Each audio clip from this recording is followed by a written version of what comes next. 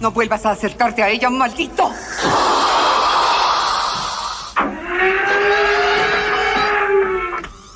Y comenzamos con el episodio 19 del Joe Solo Podcast. Y estamos nuevamente Joe Higgs. Y pues como cada semana vamos a empezar mandando saludos pues a todos los solocuates que nos escuchan cada semana en este gran podcast. Este podcast que sí se edita bien, este podcast que sí paga su internet, que no tiene interferencia. Y pues vamos a mandar saludos primero que nada a Comentemos Cómics Cabrones, el mejor grupo para hablar de cómics en todo Facebook. Saludos a toda la solo banda, empezando por nuestro buen amigo David. También saludos a Enrique Hurtado, de igual manera a Antonio Cruz, a Gabo Velázquez, a Alberto Morales también, a Javier Ramos, a Joaco Enro, a Leonardo Navarro, también saludos a Jen, también a Chinaski y a Don Armando de los Marvel Legends México Oficial, también que no se nos olvide nuestro buen amigo Dave Odinson, de igual manera Spidey 2099 y Edgar Vázquez, que está a prueba porque pues ahí estaba muy emocionado por el episodio de esta semana, pero pues también ahí anduvo mandando unos mensajes apoyando a los Cesechafas. Entonces pues decídete, Edgar, decídete si eres solocuate o Cesechafa.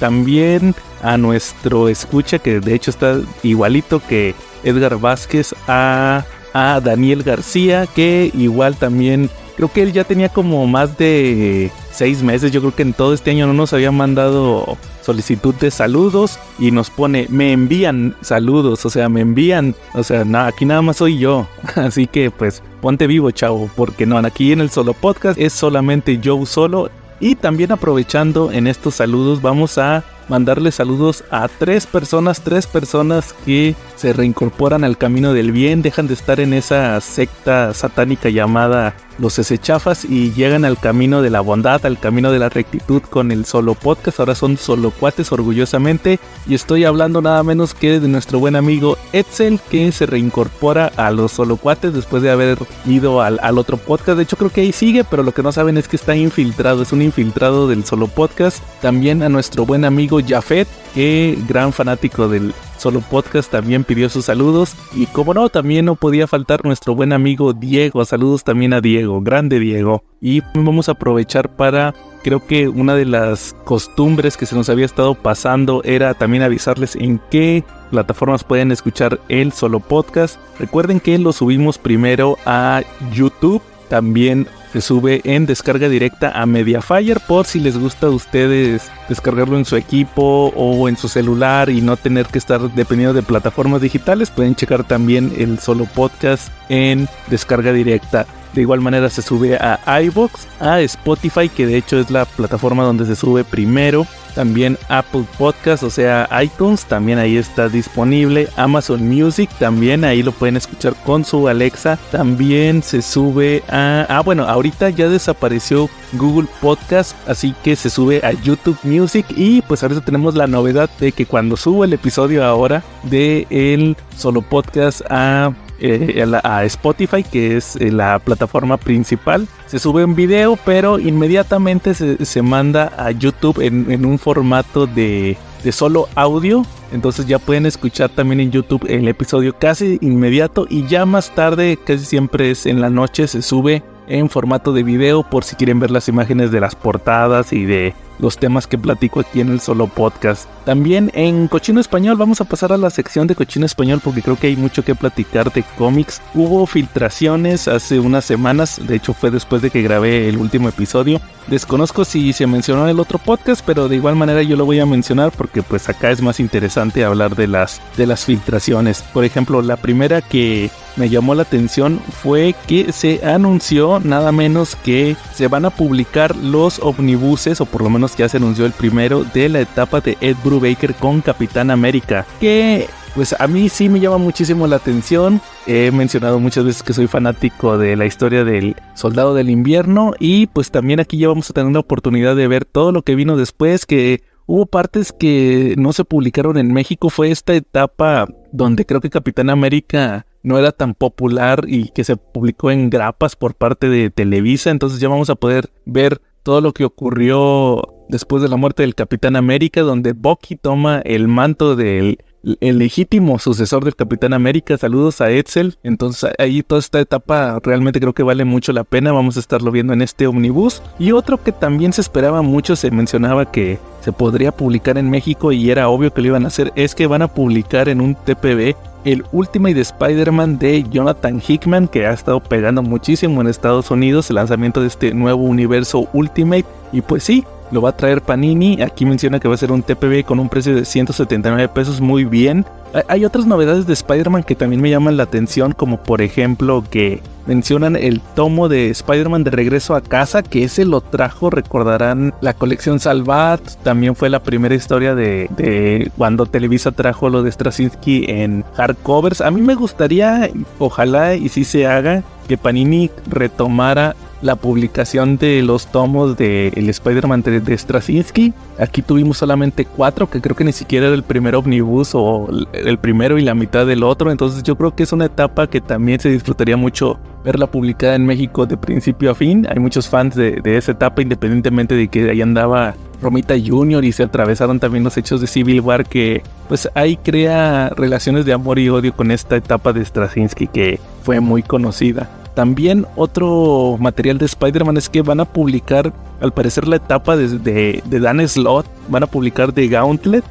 Por lo menos están anunciados 2 tomos y van a ser 2 hardcovers de 800 pesos. Entonces sí, como que van a volver a publicar lo de Dan Slott, que pues sinceramente no tiene tantos años, pero se nota que Panini o incluso también los lectores pues están acostumbrados a seguir viviendo del repollo. Otros tomos que se anunciaron que también vale la pena mencionar es, por ejemplo, el Must Have de los 4 Fantásticos Resuélvelo Todo, que fue escrito por Roberto Aguirre Sacasa, que fue el escritor de Afterlife with Archie, también de Chilling Adventures of Sabrina, y pues ahí ya ahorita creo que se desempeña más como productor de televisión, pero sí se tuvo su etapa también en Marvel. De igual manera, Daredevil Yellow de Jeff Loeb y Tim Sale, que ya lo tuvimos en Smash en una colección con todas las miniseries de colores. Esta es muy buena, a mí me gusta mucho Daredevil Yellow. También un tomo de los Young Avengers, la etapa original de Alan Heinberg con Jim Cheung, los creadores de los personajes. Me parece que este material es inédito en México, no recuerdo que se haya publicado por parte de Smash los Young Avengers, entonces pues habrá que revisarlo. También el Moon Knight, siguiendo la temática que ya se vio con Darth Vader, con Carnage, con Wolverine, también con Deadpool, el White, Black and Blood, que son pues historias en blanco y negro con mucha sangre, con mucha violencia. También van a continuar los tomos de Capitana Marvel y X-Men, La Venganza de los Brood. El Thor de Donny Cates también continúa. Los X-Men obviamente continúan también, de Jerry Dugan. Y Wolverine también, creo que Wolverine va muy rápido. Publican un TPB al mes. X-Men Legends de igual manera continúa. Y en el caso de DC van a publicar otro tomo de American Vampire, que son otros, me imagino que otros 5 números en hardcover. Este sí me sorprendió mucho, van a publicar un hardcover de 448 páginas de Starman, o sea, van a hacer ¿qué les gusta? Unos 20 números de Starman, pero realmente Starman es una serie que allá en los 90s hecha por James Robinson, abarcó mucho, fueron como 80 números y miniseries, entonces van a ser como unos 5 o 6 hardcovers de esto. También Batman Año 100 de Paul Pope, que en lo personal no soy tan fanático, pero pues no le hago el feo a darle una revisada también. Otro que también me brincó fue Tom Strong de Alan Moore. Ya habían publicado Top 10, que por ahí tengo pendiente la reseña del hardcover en inglés, digo del compendium en inglés, y también pues hay un compendium de Tom Strong. Y ya me está llamando la atención comprarlo porque este de Panini va a costar casi 600 pesos y pues ese compendium que trae toda la serie de Tom Strong cuesta como 700. También van a volver a publicar Killing Joke por enésima vez. Estaría chido que Panini lo publicara con los colores originales, pero pues aquí nomás dice que son 64 páginas a 200 pesos. Otro hardcover que también anunciaron fue Blackest Night de Jeff Johns. Nada más dice que son 304 páginas, me imagino que es la miniserie nada más la principal de Blackest Night. También van a publicar Haunted Night, el hardcover, que son las historias de Halloween de Jeff Loeb y Tim Sale, con las que se hicieron con el favor de DC para publicar después de Long Halloween, fue donde saltaron a la fama. También Batman and the Joker de Deadly Duo, que fue de Mark Silvestri, ahí estuvo el año pasado. Yo sinceramente no chequé ningún número de esta miniserie. También continúa Legends of the Dark Knight, Detective Comics, va a haber un cómic también de Suicide Squad Kill Arkham Asylum, que va a ser un TPB. Y también continúa Joker, The Man Who Stopped Laughing. Además de pues la grapa de Batman, que es la guerra de Gotham, y Superman Batman World Finest, el número 12. Ahí están las filtraciones por parte de Panini para el siguiente mes. Esperemos y pues se traiga este material, sobre todo a resaltar lo que les decía de el Capitán América de Brubaker, el Ultimate Spider-Man de Hickman, Starman y Tom Strong. Se me estaba pasando grabar Comentemos Manga, así que pues lo vamos a meter en postproducción. En el caso de esta semana sí quisiera platicarles de un manga que estuve leyendo que vale muchísimo la pena. Se trata nada menos que Four Knights of Apocalypse, o también como se le conoce en Japón, Mokushiroku no Yoshinki, que pues si están familiarizados con los 7 pecados capitales, que fue un manga y anime realizado por Nakaba Suzuki, que esta serie se hizo muy popular en Netflix, ya que fue de los primeros animes de los cuales se hizo de la licencia la plataforma, los 7 pecados capitales, que era una historia medieval donde veíamos una reinterpretación de hecho lo decía el mangaka en el primer tomo. Yo compré algunos de los tomos, no lo terminé de completar, yo creo que lo voy a hacer próximamente. Decía el autor que era su reinterpretación de la leyenda del rey Arturo. De hecho, incluso ahí aparecía el rey Arturo. No era el personaje protagonista, pero aparecía como secundario.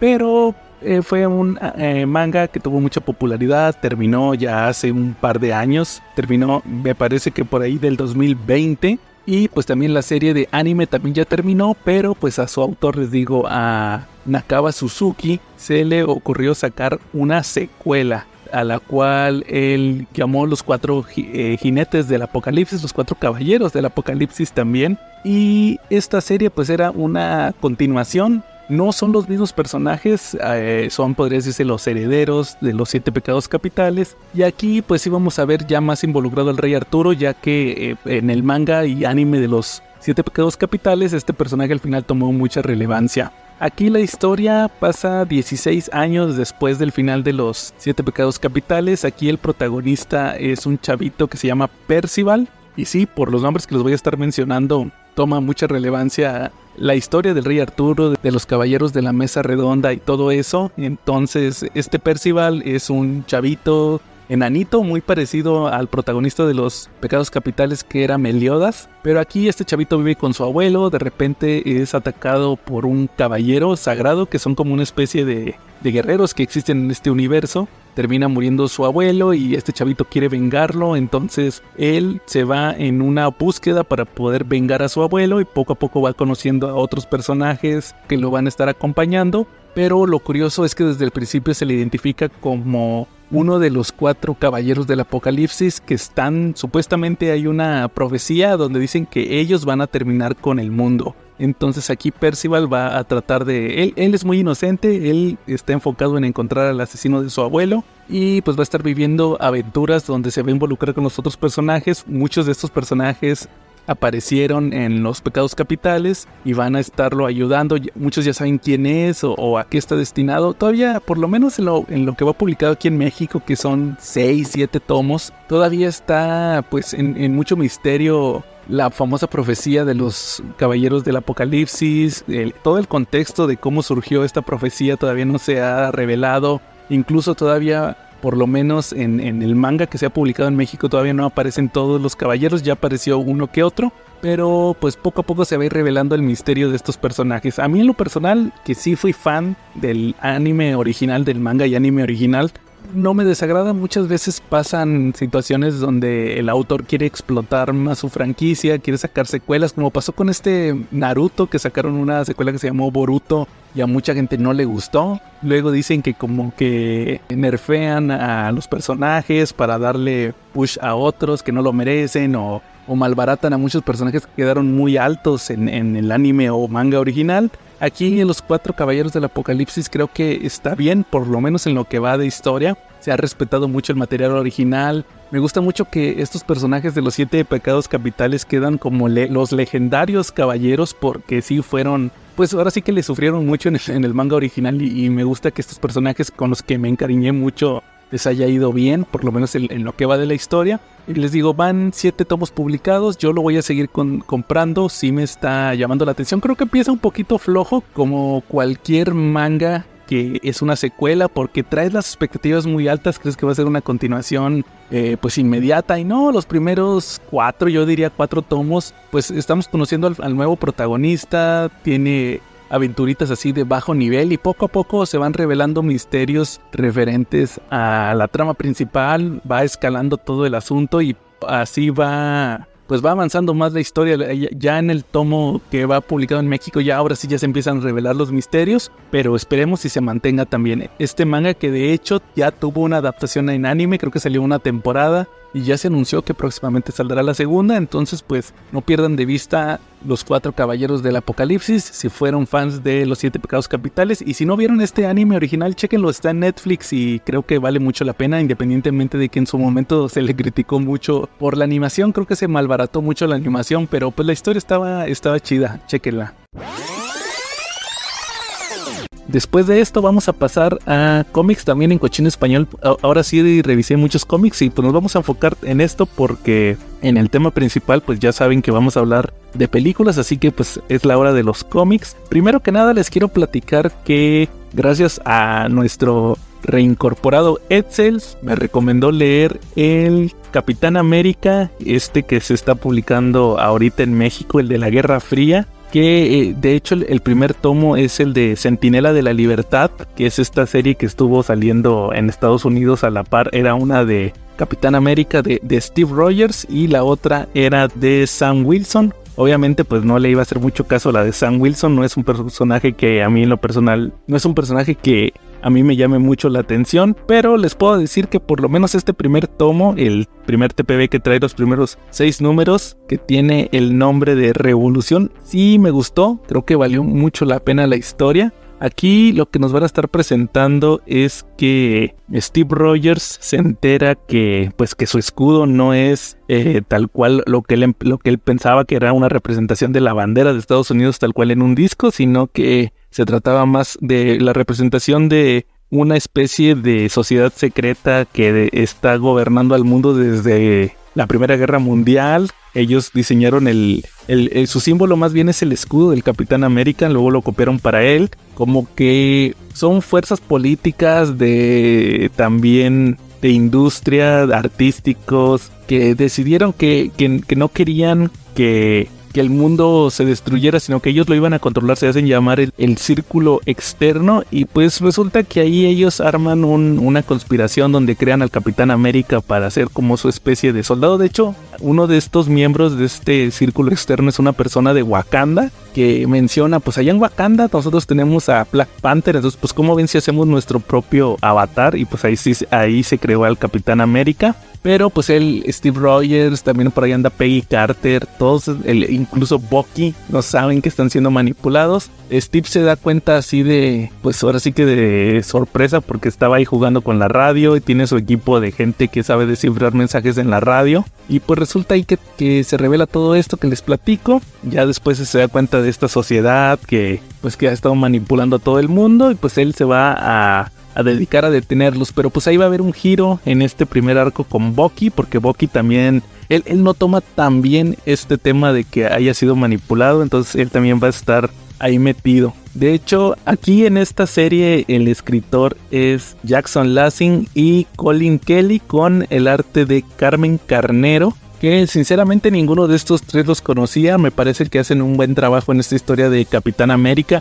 Le comentaba a Edsel que ha platicado muchísimas veces de este cómic en Comentemos Cómics Cabrones, que me llamaba la atención, pero pues tenía mis dudas. Me animé a comprar este primer tomo y pues la historia sí me atrapó lo suficiente para pues seguirla. Ahí por ahí ya compré también el segundo tomo y el crossover, que es el de Guerra Fría, pues a ver qué tal está. Y les estaré aquí platicando en el solo podcast cómo continúa esta historia de Capitán América. De hecho, el siguiente volumen, el de Straczynski, también lo leí. Ese sí ya no me gustó tanto. Como no soy tan fanático de Capitán América, no me gustó tanto. Se me hacía regular a secas, pero este de Centinela de la Libertad, creo que la historia fue lo suficientemente intrigante. Tiene de todo, tiene espionaje, tiene peleas, tiene ahí traiciones. De hecho, creo que el único detalle que no me gustó, por lo menos de este primer tomo, es que el primer enemigo con el que combate el Capitán América es como una especie de robot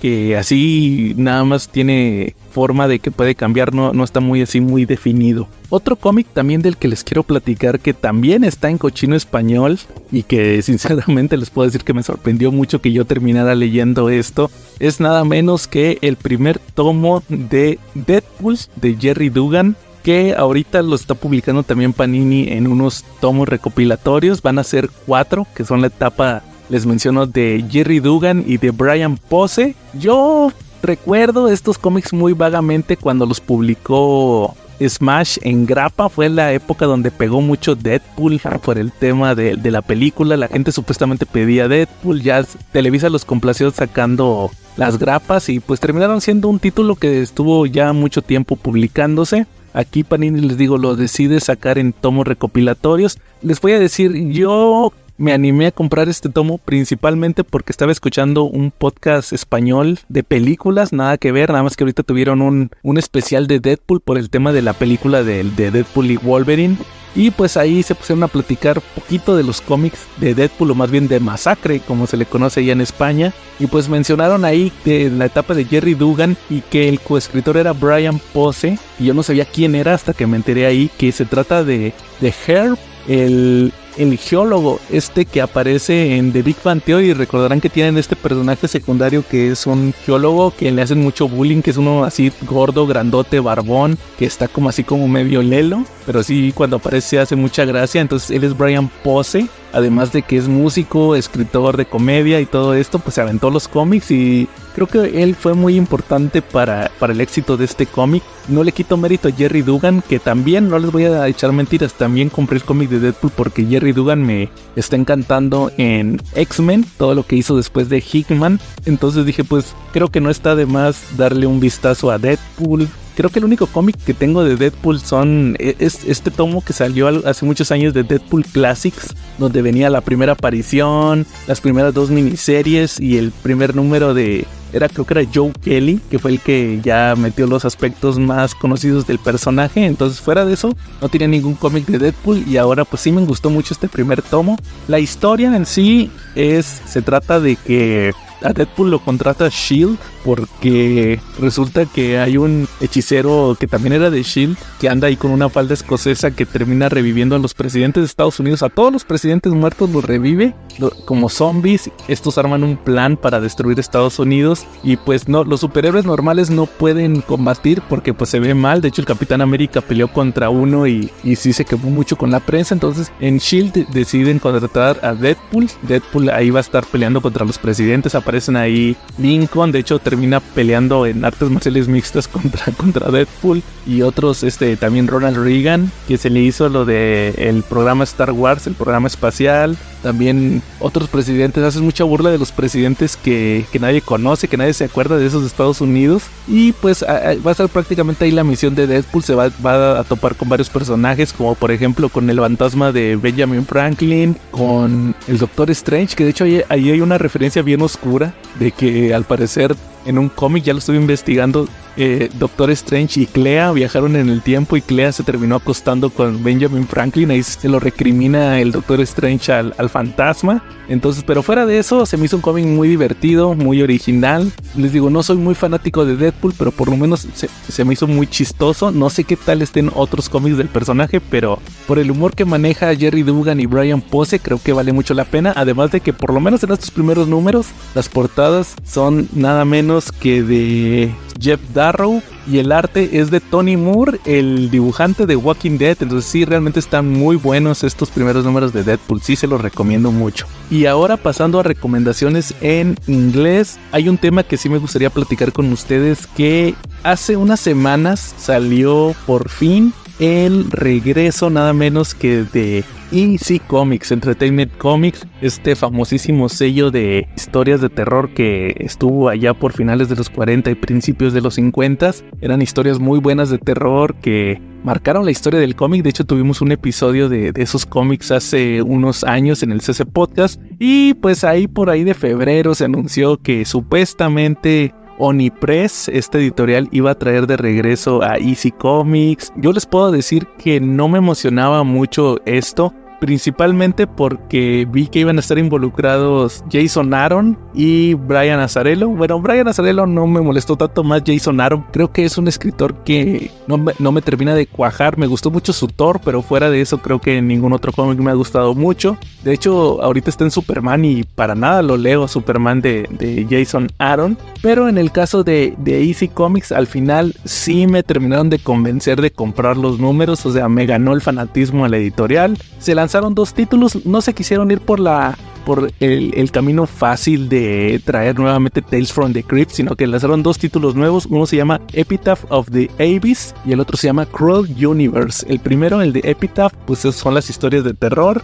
En ese, por lo menos en el primer número, hubo mucho talento conocido. Por ahí andaba Jorge Fornes, estaba Peter Krause, el dibujante de Irredeemable. También Brian Azzarello se aventó una historia. También por ahí estuvo se me fue el nombre, pero es el dibujante de Gotham City Year One, que lo estuve mencionando en el podcast. Busquen el podcast que grabé del Cuervo, ahí lo mencioné varias veces. Entonces, las historias me gustaron mucho, las de terror, porque siguieron la temática de EC Comics. De hecho, también pueden revisar ahí en YouTube el video que hice de ese primer número. Ya está disponible para que lo puedan revisar. Y creo que siguieron muy bien la dinámica de que tienen que ser historias cortas, historias que tengan una moraleja. Creo que el arte incluso se me hizo muy bueno, en el sentido de que no quisieron experimentar. Por ahí en el video menciono que creo que ese fue el problema con los cómics de Creepshow, que también compro cuando salen las miniseries por parte de Skybound de Creepshow, de la serie. Me gusta mucho la temática del terror y con historias cortitas, pero ahí creo que sí les falla mucho, que meten mucho dibujante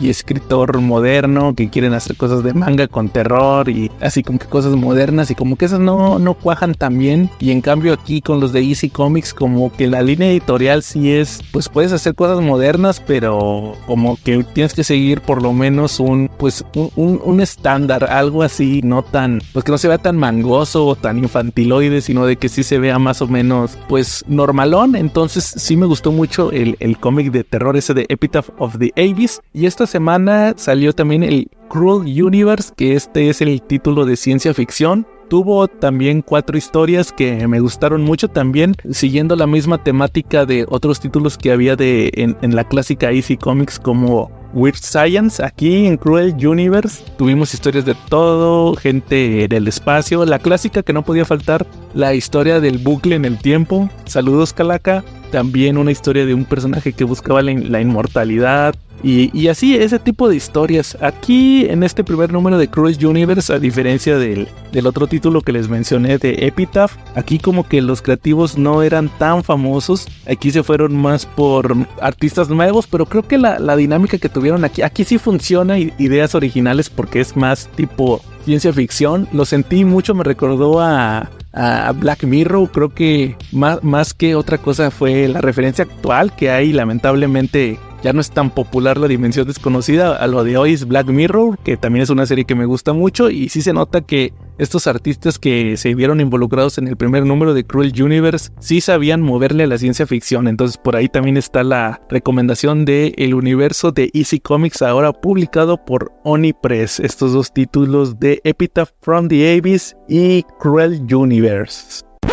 Hola amigos, sean bienvenidos nuevamente a Las Carillouturas, la sección del CC Podcast dedicada a animación, que en esta ocasión vamos a tener un episodio muy especial, ya que vamos a hablar de una serie que acaba de ser lanzada por Prime Video, basada en el universo de DC Comics. Estoy hablando de Batman The Caped Crusader. Otro de los aspectos por la cual les digo que es muy especial es porque sinceramente no tenía nada de ganas de hablar de la siguiente película de DC que tocaba, que era la de Teen Titans de Judas Contract. Vamos a tratar de pues alejarnos lo más posible de esa película el mayor tiempo posible, pero dio la casualidad que a principios de este mes de agosto, justamente el día 1, tuvimos el estreno de esta serie que pues tenía muchas expectativas, se hablaba mucho de ella, sobre todo por el respaldo de los productores que eran Bruce Timm, también Matt Reeves, el director de The Batman, también J.J. Abrams metiendo su cuchara en la producción, así como escritores reconocidos como Greg Rucka y Ed Brubaker que ponían su aporte para este universo. Pero lo que les puedo decir de esta serie es que toma un enfoque pues en teoría muy específico, mandándonos a un Batman en los años 40, pero a la vez también un Batman muy familiar, ya que recordarán que la serie animada de Batman tomaba esta estética, vamos a llamarla retrofuturista, con este look donde veíamos pues tecnología, pero pantallas en blanco y negro, con vehículos muy avanzados, pero que tienen un aspecto muy clásico de los años 40 y 50. Y aquí pues vamos a tener planteado una reinterpretación del origen de Batman, del primer Batman, el que veíamos en el Detective Comics 27 en los años 40, pero con su elenco de apoyo de los personajes que usualmente tendríamos en una adaptación del personaje. Lo primero que les puedo decir es que en el cast de voces vamos a tener pues una peculiaridad de que la mayoría de los actores no son muy conocidos. En el caso de Bruce Wayne Batman vamos a tener a Hamish Linklater, el cual pues sinceramente lo veía yo como un desconocido hasta que vi que actuó en la serie de Legión, aquella serie que nos adaptaba a las aventuras de David Haller, el hijo del profesor X. Este Hamish Linklater en aquella serie interpretó a uno de los villanos. Su personaje era Clark Debussy, el cual a lo mejor no le suena mucho, pero a lo mejor pueden que recuerden, fue uno de los primeros personajes que capturó de esta organización que quería capturar a Legión. Es el que termina todo quemado en el primer episodio y que ya lo vemos en los siguientes episodios con quemaduras. Era este actor Hamish Linklater el que ahora interpreta a Batman. En lo personal hizo un buen papel, en su interpretación me parece muy correcto, además de que vamos a tener un elenco de apoyo pues ya en esta tendencia moderna de tener personajes políticamente correctos, como por ejemplo aparece René Montoya, que es uno de los personajes que también tiene ahí su aparición. Es interpretada por Michelle Bonilla, que aquí no veo los créditos actorales que tiene, pero pues obviamente por el apellido se nota que es latina. De igual manera, de una vez les digo que también aparece Harleen Quinzel, aquí en una versión asiática, no se espanten, vamos a hablar un poquito más adelante, que es interpretada por Jamie Chung. Jamie Chung, la cual es una actriz que en lo personal pues siempre la he visto como una actriz más del montón, aparece como secundaria en muchísimas películas. Ella estuvo en la serie de Gifted, la de los X-Men también, curiosamente, que fue una serie hermana de Legión. Ella interpretaba a Blink, también creo que estuvo en la de Once Upon a Time, ella era Mulan, también siguiendo su aspecto asiático, y pues mucha gente infamemente la recordará como Milk en la adaptación de Dragon Ball Evolution. Yo en lo personal prefiero recordarla porque apareció en Son como niños, la película esta de Adam Sandler. Ella era la segunda hija de Rob Schneider, la chinita, que ahí aparecía muy guapa. Entonces ella interpreta a Harley Quinn en esta versión que es asiática. Además de que hay otros actores como Jason Watkins, que interpreta a Alfred, Crystal Joy Brown, que interpreta a Barbara Gordon, Eric Morgan Stewart, que interpreta a Jim Gordon, y Joe DiMaggio, que es un actor veterano de voz, interpreta a Harvey Bullock en esta versión. También otra actriz invitada, me tocó ver dos actrices invitadas más bien que creo que vale la pena mencionar. Hay un episodio donde aparece Catwoman. Ella es interpretada nada menos que por Christina Ricci, que creo que es uno de los mejores episodios de la serie. Y también en otro episodio aparece un personaje que se llama Natalia Knight, que pues no les quisiera platicar mucho del personaje en sí. Es una niña, ella es interpretada por McKenna Grace, que es una actriz que pues últimamente ha tenido mucho trabajo en películas y series. Ella a lo mejor la recuerdan como la rival del John Sheldon, era una chavita güerita que también era una genio, era la rival de Sheldon cuando era niño. También apareció en Annabelle 3, ella era la hija de los Warren. Y también es muy conocida porque cuando estaba muy chavita hacía la versión niña de muchos personajes. Entonces ella fue la Miss Marvel, o más bien Capitana Marvel niña, también fue esta Sabrina niña en la serie de Sabrina, la de Netflix. Entonces es una actriz que últimamente ha tenido muchos papeles también, aparecen ellos interpretando personajes en esta Batman de Cape Crusader. Fuera de esto, pues no hay actores que llamen mucho la atención, salvo ya los mencionados. Pasando al tema de la dirección, les decía, aquí en la serie tal cual se menciona que el showrunner, el creador de esta serie, se le da el crédito a Bruce Timm. De hecho, ya ahorita que ya salió la serie, se habla mucho también de pues temas de backstage del desarrollo de la serie. Se menciona que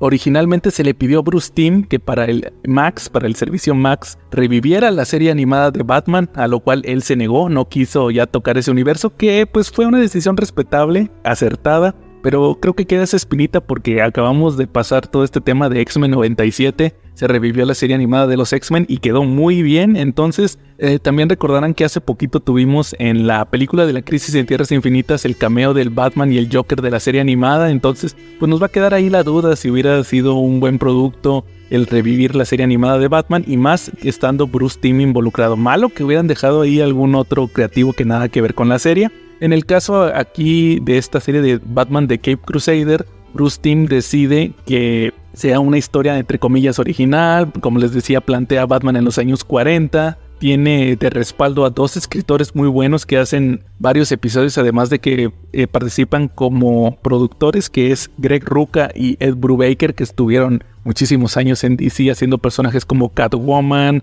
Juntos hicieron la serie de Gotham Central, que era basada en la policía de Ciudad Gótica. Entonces ellos ya tienen la experiencia utilizando a personajes que van a estar muy involucrados en la serie, como Gordon, como René Montoya, como Harvey Bullock. Entonces es una serie que en lo personal les puedo decir que fue muy atinada. Ahora sí, pasando tal cual a la historia, pues vamos a tener, les digo, la premisa de este Batman comenzando, que tiene que pelear contra mafiosos. Ese fue otro aspecto también muy importante. El hecho de que se apega mucho a la época, al Batman original, al Batman que combatía contra mafiosos. Aquí el mafioso principal va a ser Rupert Thorne, un personaje que brilló con Batman por allá de los años 70. Fue el mafioso principal antes de la llegada de otros como Sal Maroni y Carmine Falcone. También muy atinado que no quisieran utilizar a esos dos personajes, que incluso el mismo Matt Reeves ya utilizó a Falcone en la película de The Batman, y a Maroni ya está anunciado que va a aparecer en la serie del Pingüino. Entonces dejan a este tercer mafioso como el principal,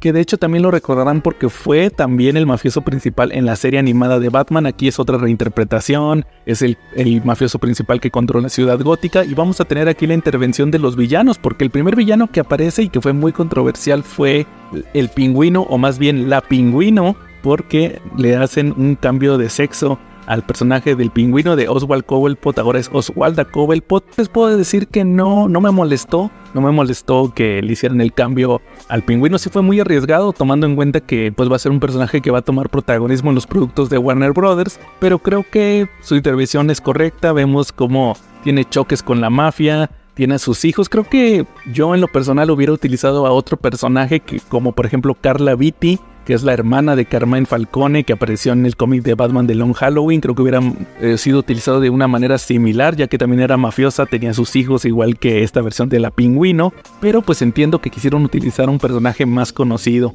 Otros villanos que también hacen apariciones, por ejemplo Clayface, también aparece Firebug, que aquí no era Firefly, era Firebug. También les decía hace rato Catwoman, que tiene un episodio que fue de mis favoritos. También Harleen Quinzel, alias Harley Quinn, también hace su aparición. Pero creo que el villano principal que vemos a través de la historia es que vamos a ver nuevamente la transformación de Harvey Dent en Dos Caras. Es uno de los hilos conductores de la historia. Vemos como Harvey comienza como un fiscal de distrito que se quiere lanzar como alcalde, pero va a tener muchos problemas con la mafia. Vamos a ver cómo llega a tener incluso alianzas. Luego la famosa traición que hemos visto a lo largo de muchas adaptaciones. Entonces eso es una serie que se mueve muy natural dentro del ambiente que se planteó en los años 40 con muchos mafiosos. El Batman que aparece aquí, esta reinterpretación que nos presenta Bruce Timm, es un Batman muy oscuro, muy apegado a sus orígenes. Les voy a hacer un pequeño spoiler: al final de la serie incluso llega a tomar una pistola. Yo sí llegué a pensar que la iba a utilizar como el Batman original, que sí mataba, pero no, aquí vamos a ver que es un personaje que está muy atormentado por su pasado, muy al estilo de la visión de Matt Reeves también. Entonces es una serie que logró conjugar muy bien los aspectos de un Batman clásico con la fórmula de la serie animada, pero también con un aspecto un poquito más maduro. Hablando de la serie animada, el look de este Batman trata de ser un poquito más estilizado, los personajes también son un poquito más estilizados, se alejan de cierta manera del estilo de Bruce Timm, donde los hombres eran muy corpulentos y las mujeres muy pequeñas. Pero sí, sinceramente sí hay partes, hay tomas donde tú ves a Batman y prácticamente estás viendo la versión de la Justice League de Batman ahí. Creo que es inevitable hacer la comparación. Y también creo que otro de los puntos que vale la pena mencionar de la serie es que les mencionaba hace rato el hecho de que aparecieran mafiosos, que apareciera la policía sobre todo. Y hay episodios donde los personajes rinden homenaje a los cómics. Hay por ahí un episodio donde todo ocurre en un edificio que se está quemando. Es un homenaje clarísimo a Batman Year One, a la parte donde capturan a Batman en un edificio y que entra el SWAT. De hecho, aquí también entra el SWAT en este episodio. Y más porque, les digo, los escritores fueron Ed Brubaker y Greg Rucka, que son expertos en escribir a Batman. La relación que tiene el personaje con la policía es nula. Vemos también que el mismo Gordon tiene sus problemas. También otro punto que se me pasaba a decirles es que Gordon aquí lo hace negro. La corrección política sí es notoria en la serie, pero creo que aquí sí está justificada, pero muy, vamos a llamarlo, muy apenitas logra pasar la justificación. Vemos un Gordon, les digo, de color. Obviamente Bárbara Gordon también es de color. Hay un episodio donde el alcalde regaña a Gordon y le dice: oye, pues tú sabes muy bien que yo te puse en este puesto por relaciones públicas. Entonces sí queda muy claro que si una persona de color está en el puesto es simplemente por quedar bien, pero no me termina de convencer que en los años 40 estuviera como jefe de policía una persona de color, lamentablemente, pero pues es la realidad, es lo que ocurría en la época, yo no estoy inventando nada. Entonces pues sí les digo, está muy con calzador la corrección política. De igual manera, muy al contrario de lo que pasa con René Montoya, que ella también la tenían de secretaria, luego se vuelve detective, los policías no están muy contentos. Eso sí se los creo, que llegara a pasar que una mujer alcanzar el rango de detective y los otros personajes no estuvieran de acuerdo. Eso sí me pareció muy correcto. Y además de que pues ahí aparece René Montoya siendo René Montoya, también no me parece nada extraño. Creo que estuvo mejor manejado este personaje, que toma muchísimo más protagonismo que el mismo Gordon, el personaje estrella de esta serie. Yo sí definiría a René Montoya. También la relación que tiene Batman con Alfred, porque también Alfred aparece en la serie, me pareció muy buena, muy al estilo de la que vimos en The Batman, un Batman muy seco, que no trata muy bien a Alfred, lo trata más como un ayudante. De hecho, la mayoría de la serie lo llama Pennyworth. Vamos a ver un desarrollo del personaje, cómo empieza a confiar. De hecho, es uno de los mensajes que más tiene esta serie. Vamos a ver el aprendizaje de este Batman novato, que va a empezar a armar su equipo, aunque sea pues no oficial y a regañadientes, para combatir el crimen. Se va a dar cuenta que no está solo, a pesar de que él quiere que esta sea la visión de un solo hombre, y vamos a ver cómo va a tener que confiar en los otros personajes como Bárbara Gordon y el mismo comisionado. Entonces es una serie que sí les recomendaría. Son 10 episodios solamente, les digo, está en Amazon Prime. Una cosa que se criticó mucho también fue que en realidad Max quería cancelarla, pero Prime la rescató y pues se lo perdieron porque fue un éxito, tiene muy buenas calificaciones, estuvo en los primeros rankings de vistas durante la semana de estreno, y en lo personal les puedo decir que ha sido el mejor producto que ha salido de Batman en los últimos, pues qué diría yo, en los últimos 5 años, y en animación muchísimo más. Entonces no se pierdan Batman de Cape Crusader, disponible en Prime. Y también se me olvidaba, como la estuvo manejando Prime, tiene doblaje de español de México. Yo la primera vez que la vi, me la chuté toda en español, y pues es doblaje mexicano, así que pues no van a estar viendo ahí a Rick, el del precio de la historia, hablando, y a todos los actores de Bob Esponja. Creo que eso es algo también que se agradece. Lamentablemente pues al parecer Cartoon Network y DC y todo lo que tiene que ver con Warner Brothers tiene sus convenios con Venezuela, pero aquí afortunadamente lograron brincarse el convenio y se dobló en México. No estoy en contra del doblaje venezolano, pero creo que sí estuvo mejor aplicado el que se grabara en México esta serie. Así que pues con eso nos quedamos, la recomendación Batman de Cape Crusader en Amazon Prime. Así que volvemos a la programación habitual.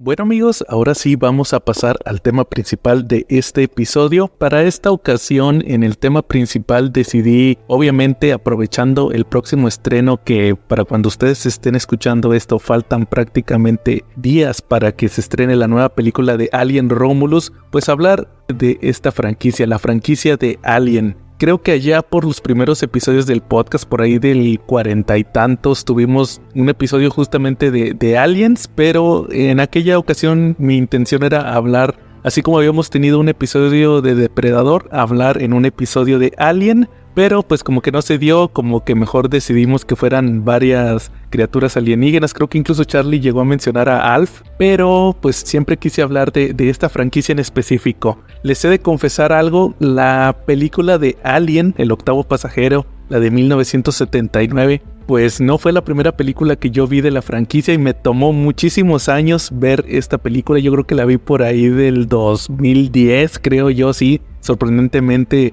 la vi apenas en esas fechas. Creo que ya lo había platicado yo en algún episodio del podcast, que me pasó lo mismo con Terminator. Yo fui criado en los 90s con las trilogías de Canal 5. Recordarán que en aquel entonces aquí en México lo que hacíamos los sábados era que en el Canal 5 pasaban películas el sábado en la tarde y ponían casi siempre trilogías de, por ejemplo, Chucky 2, Chucky 3, incluso las de Jason, muchas franquicias, Volver al Futuro, la 1, 2 y 3, así era como jugaban con las películas los sábados de trilogías. Y recuerdo que, así como me pasó igual con Terminator, bueno, creo que Terminator fue diferente, porque Terminator, como la 1 era más slasher, como que sí la dejaban para más tarde. Me tocó muchas veces que empezara la trilogía, independientemente de que no fueran de Terminator, con la 2. Pero en el caso de Alien sí tengo un recuerdo así muy vago de que llegaba yo, o más bien iban a pasar la primera de Alien. Por alguna razón no la llegué a ver. Y solamente recuerdo que una vez alcancé a llegar al mero final, cuando ya Ripley echa para afuera al alien de la nave, que pude ver ya esa escena donde ya se queda dormida y luego ya empieza ahora sí Alien 2, Aliens, que es la película que yo conozco de esta franquicia, la película que vi desde niño, la segunda, la de James Cameron, pero ahorita vamos a hablar de esa película. En el caso de Alien, la primera, pues siempre se le ha atribuido el guión a Dan O'Bannon y a Walter Hill como los creadores de la franquicia. Esta película la dirige Ridley Scott, que también les he de confesar, creo que este va a ser un episodio de confesiones, que nunca he sido muy fan de la filmografía de este director. Sí me gustan sus películas, pero así que diga que ¡ay, wow! Esta es una de mis películas favoritas de toda la vida, pues realmente muy pocas. Yo creo que por ejemplo vi la de Blade Runner, que también esa fue otra que vi ya muchísimos años después. Vi la normal, la versión del director, y pues sí es una película así muy, pues no sé, como que está muy sobrevalorada. O sea, no demerito la actuación de los actores, pero sí como que no se me hace, como es clasificada como una película de culto, yo creo que ahí la clasificaría perfectamente. También hizo Thelma y Louise, fíjense, esa no sabía, esa sí la vi. También G.I. Jane, Gladiador, obviamente vi Gladiador, que creo que va a salir la 2, algo así estaban anunciando, pero pues es una película que veo y tal cual. La de La caída del halcón negro, esa nunca la he visto y tenía un amigo que era bien fan de esa película. Igual también aquí estoy viendo American Gangster. Robin Hood, la de Russell Crowe, también la vi y no me gustó. Sinceramente no me gustó más la película de Kevin Costner. También, ¿cuál otro tiene aquí? Después de Robin Hood hizo Prometheus, que pues la vamos a tocar más adelante. Luego hizo Éxodo, Dioses y Reyes, que es la de Christian Bale, la de Moisés, que también pues sí está muy al estilo de Ridley Scott. Yo creo que es como las clasificaría. También luego El Marciano, que no la vi, y Alien Covenant. Pero bueno, La Casa de Gucci, esa tampoco, ahí la tengo, como desde hace, que es del 2021, tiene 3 años en mi laptop y no la he visto. Igual Napoleón no la vi, y Gladiador 2 yo creo que la veré cuando salga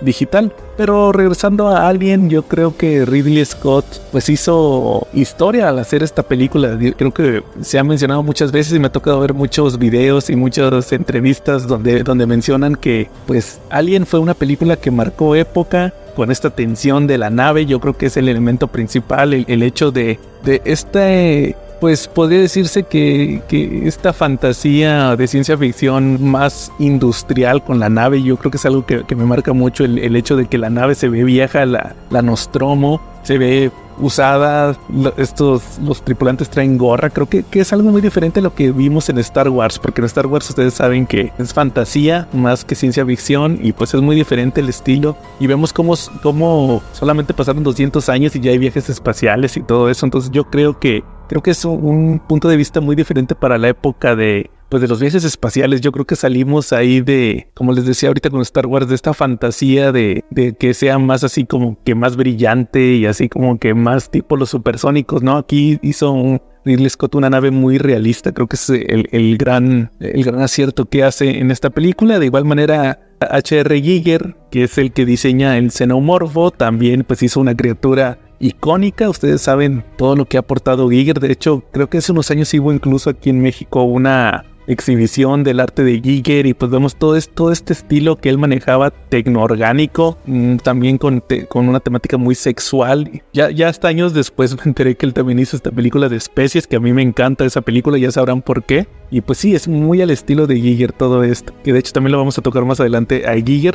Entonces, esta primera película de Alien, les digo, me tocó verla ya muchos años después, por ahí del 2010, ya una vez que conseguí las películas digitales. Dije, pues ahora sí voy a ver la primera de Alien, la que nunca he visto completa. Recuerdo que cuando estaba chavillo también pasó lo del reestreno, que anunciaron que van a reestrenar Alien, el octavo pasajero. Creo que era la versión del director, porque siempre reestrenan, como igual que pasó con El Exorcista, las que tienen escenas agregadas. E incluso por allá del 2019 me acuerdo perfectamente, porque acabamos de empezar el podcast, todavía no estaba la pandemia, y pusieron en el cine las películas de la 1 y la 2, la Alien 1 y Alien 2. Yo me acuerdo que fui a ver la 1 y pues ahí la vi en el cine, esta versión del director de la primera película. Entonces ahora sí que podría decirse que sí vi Alien en el cine, pero pues les puedo decir que no es de mis favoritas. O sea, como ya platicamos ahorita, tiene todos estos elementos icónicos, pero pues es una película slasher. Sí me gusta mucho la criatura, el terror, pero creo que es una película muy lenta.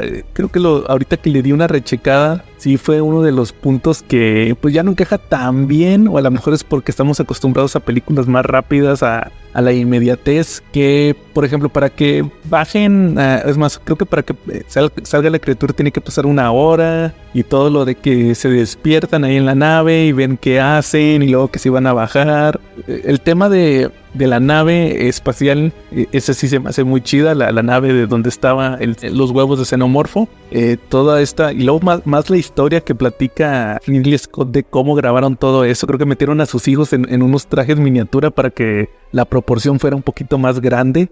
Yo así les recomendaría, y aquí es donde voy a empezar a recomendar cosas. Chequen la adaptación oficial en cómic que hizo Heavy Metal también por allá de 1979, con el guión de Archie Goodwin, que también él escribió la adaptación de Star Wars para Marvel de la primera película, y el arte nada menos que de Walter Simonson, ahí con un estilo todavía un poquito más neutro, todavía no tan personal como el que nos mostraría ya años después en Thor. Y pues yo creo que es una manera un poquito más rápida de disfrutar la película, de ver ciertos detalles. Creo que es una gran adaptación la que se hace en ese cómic. Se llama Alien The Illustrated History, y se lo recomiendo mucho. De hecho, por ahí pueden buscar en el canal de YouTube que yo hice una reseña de este cómic, por ahí está el video, entonces chequenla. Realmente para mí fue un poquito más agradable releer este cómic que volver a ver la película, no porque sea mala, repito, sino porque más que nada por la inmediatez. Creo que me agradó un poquito más volver a checar el cómic. Y pues les digo, Alien creo que aportó mucho para la franquicia, obviamente porque es la base de todo esto, pero sí me llama la atención ciertas cosas. Aquí voy a empezar a hacer comparaciones de películas con cómics, como por ejemplo, yo estaba leyendo hace unos años, cuando apenas me estaba empapando del tema de Alien, que pues uno de los grandes misterios que tenía la primera película era obviamente el Space Jockey, el piloto de la nave extraterrestre, que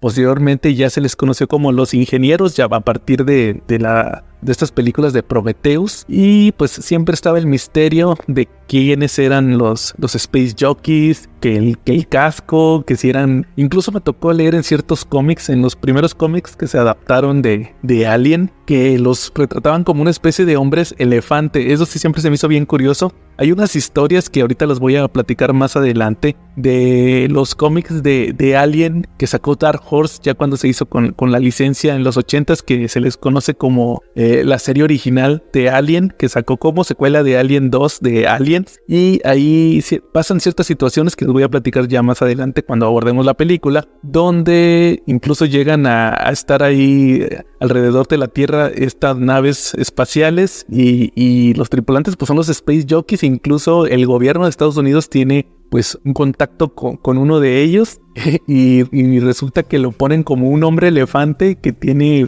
poderes psíquicos, todo lo hace con la mente, así nada que ver con lo que al final nos presentarían con los famosos ingenieros. Entonces tiene un desenlace así muy curioso. Este cómic que les platico de Alien es no, El Invitado o algo así se llamaba. Ese cómic lo pueden encontrar en este tomo que publicó Smash hace unos años, que supuestamente iba a sacar varios volúmenes de Depredador y de Alien, y el final nomás sacó uno de Alien y 2 de Depredador, que es donde vienen justamente estos cómics que les digo que son la serie original de Alien, y luego vienen 2 historias, que una se llama Teoría de Propagación Alien y la otra es esta que les digo donde aparece el Space Jockey. Creo que es un fenómeno que siempre pasa en los cómics conforme van avanzando las franquicias. Lo platicamos también en Star Wars, que había cómics de cómo era el origen de los Jedi, y luego llegan más series, Disney compra los derechos y ahora ellos tienen su punto de vista de cómo se crearon los Jedi y se vuelven canónicos estas nuevas versiones, y las que conocíamos se vuelven pues ya Legends o no canónicas. Eso mismo pasó con estas teorías que tenían del origen de los Space Jockeys. A mí en lo personal yo creo que cuando vi Alien la primera vez, les digo hace como unos 15 años, y también cuando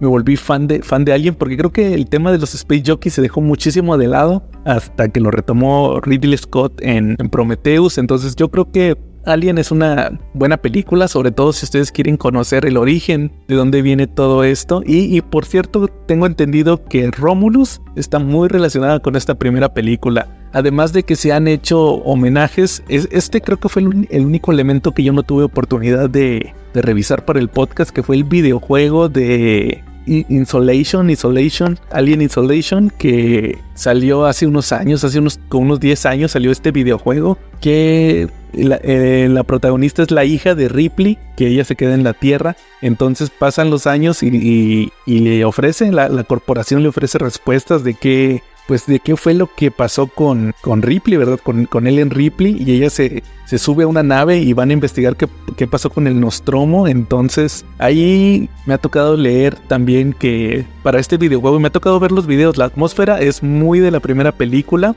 ver cómo pues juegan con el hecho de que tienen cierta tecnología para detectar al alien, que la atmósfera es muy oscura, que puede llegar en cualquier momento y eliminarlos. Creo que fue un perfecto homenaje moderno a esta primera película, y esperemos que Romulus también, como se ha platicado, pues también sea un homenaje a esta primera película, que les digo, jamás nada le va a quitar el ser la iniciadora y que haya marcado una época con esta franquicia de Alien. Y pues ahora sí vamos a pasar a la segunda película, a Aliens de James Cameron, que como les decía, esta fue la película que siempre me tocó ver a mí. Les digo, yo llegaba de vueltas los sábados, que de repente me mandaban a algo o si tenía algún compromiso, y terminaba la primera función donde ponían la de El Octavo Pasajero, y siempre llegaba cuando a Ripley la encontraban, la despertaban. Yo creo que también el hecho de nunca haber visto esta primera película de Alien pues me dejó muchas dudas, como por ejemplo cuando Ripley se sube a la nave y que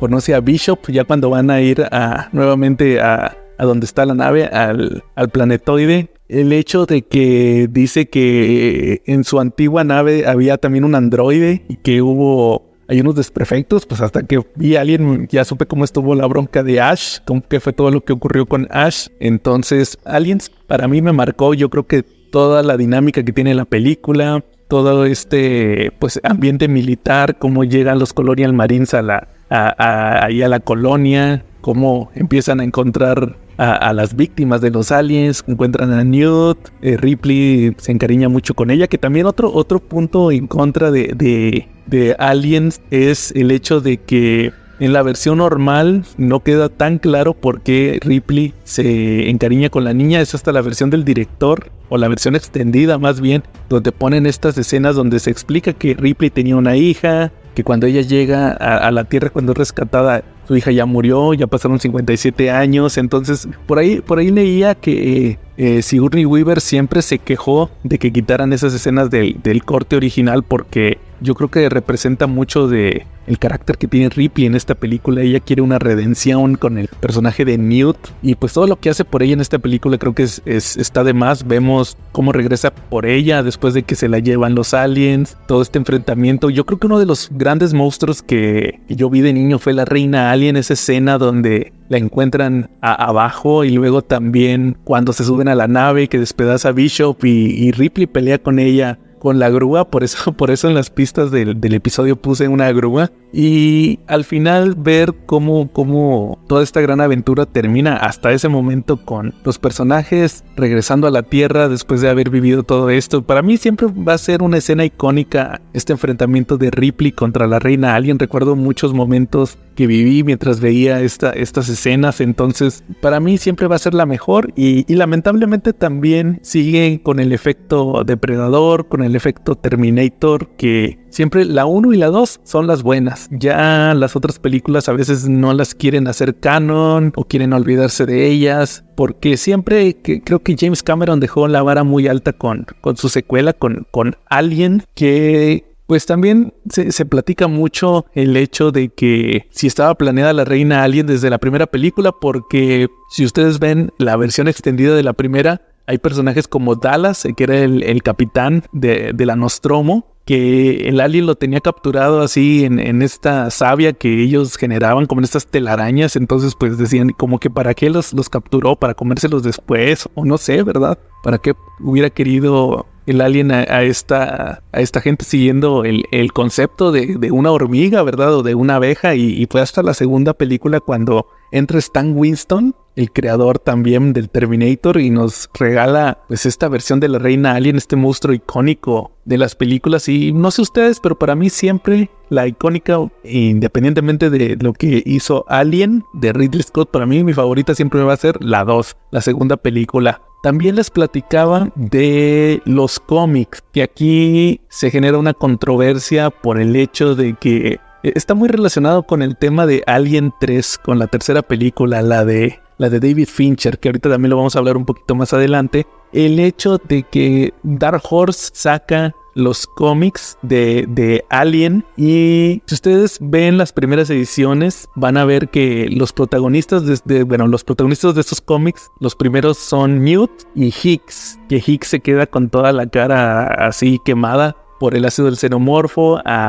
A esta Newt llega a la Tierra y la meten a un hospital psiquiátrico. Creo que incluso le querían hacer una lobotomía ya para quitarle todo este tema de los aliens. Creo que marca una tendencia muy importante en la Tierra el hecho de que regresaran después de esta misión. Y sí, Ripley no aparece en los primeros cómics. Incluso, bueno, eso sí no sabría decírselos, pero en la versión que yo tengo, ahorita les voy a decir por qué, aparece Ripley con la cara así como desvanecida, como que hicieron un efecto para que no se viera su cara y no la mencionan en los primeros cómics. ¿Por qué pasó esto? Por el hecho de que desde 1986 ya se planeaba una tercera película que se tardó 7 años en salir. Hubo pues muchos problemas con el tema de la reescritura, que si iba a haber una versión, que si iba a haber otra, que vuelve a hacer, que está gastando mucho dinero, que se nos está acabando el tiempo. Entonces, para no interferir con todo esto de Alien 3 y que no haya así como pues un problema, les cambian los nombres. Les digo, aquí Hicks se llama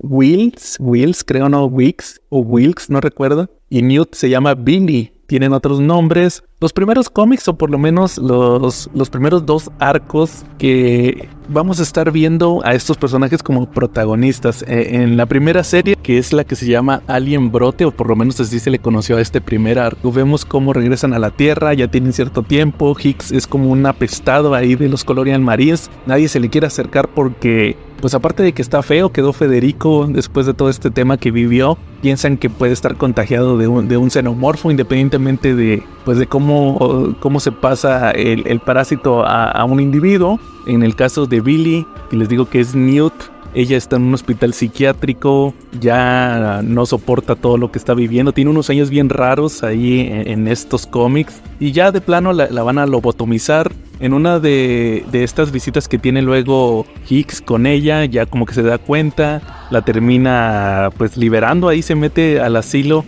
a este asilo psiquiátrico, se la lleva, la mete pues de contrabando a una nave. A Hicks ya lo estaban mandando a misiones pues ahí suicidas. De hecho, aquí lo que pasa en esta historia es que el ejército ya se dio cuenta de los aliens, el ejército tal cual lo quiere explotar, se van a llevar a Hicks y a otros soldados a una misión al planeta de los aliens. Aquí, fíjense, curiosamente aquí lo marcan como que hay un planeta de xenomorfos. Obviamente ya con las siguientes películas hay modificaciones a este canon, y pues Hicks decide llevarse a esta chavita a escondidas. Ahí a medio viaje se percatan que ella viene, como que ahí hay un choque entre Hicks y el otro soldado que estaba a cargo, y esta Newt o Billy, como se les conoce, les digo, ella se termina ahí en un giro muy curioso. De hecho, se termina enamorando de otro soldado que termina siendo un robot, era un sintético. De hecho, ahí mencionan, todos eran sintéticos excepto Hicks, Newt y el otro soldado a cargo. Ahí está medio bizarra la relación. De hecho, hay una parte así, pues muy noventera, donde parecía que había una relación como incestuosa, o que Hicks tenía celos de que esta chavita anduviera con este otro soldado, pero no, era porque al final se revela que en realidad todos eran sintéticos. Llegan al planeta de los aliens, pues les va muy mal. De hecho, ahí es donde aparecen estos hombres elefante, los Space Jockeys. Se abre como una especie de vínculo entre Newt y esta criatura. Esto va a mantenerse más tiempo. Luego regresan a la Tierra y pues se dan cuenta que ya hay una invasión de los aliens. Esto también desde los primeros números de este primer arco ya estaba ocurriendo, porque empiezan a llegar los aliens. Anda por ahí el líder religioso que tiene una especie de momia de un alien. Tiene un cuerpo así momificado de un alien. Empieza a esparcir como que su palabra, se crea como una especie de culto. Y luego aparte los militares como que también ahí intervienen. Tenían en instalaciones, de hecho no son los militares, son la corporación, nada más que le cambian el nombre por todo este tema de derechos. También incluso la Weyland-Yutani no se le menciona tal cual, tiene otro nombre, BioIngen o algo así. Entonces ellos terminan teniendo unos aliens en la Tierra, pero llegan los fanáticos religiosos y los liberan supuestamente porque son sus dioses, y ahí se arma, ahí es donde todo se va a la fregada y se crea la invasión de los aliens en la Tierra, que les digo que esta invasión va a tener repercusiones en muchos cómics. ¿Por qué? Porque es un hecho canónico, por lo menos era canónico en estos cómics de Alien.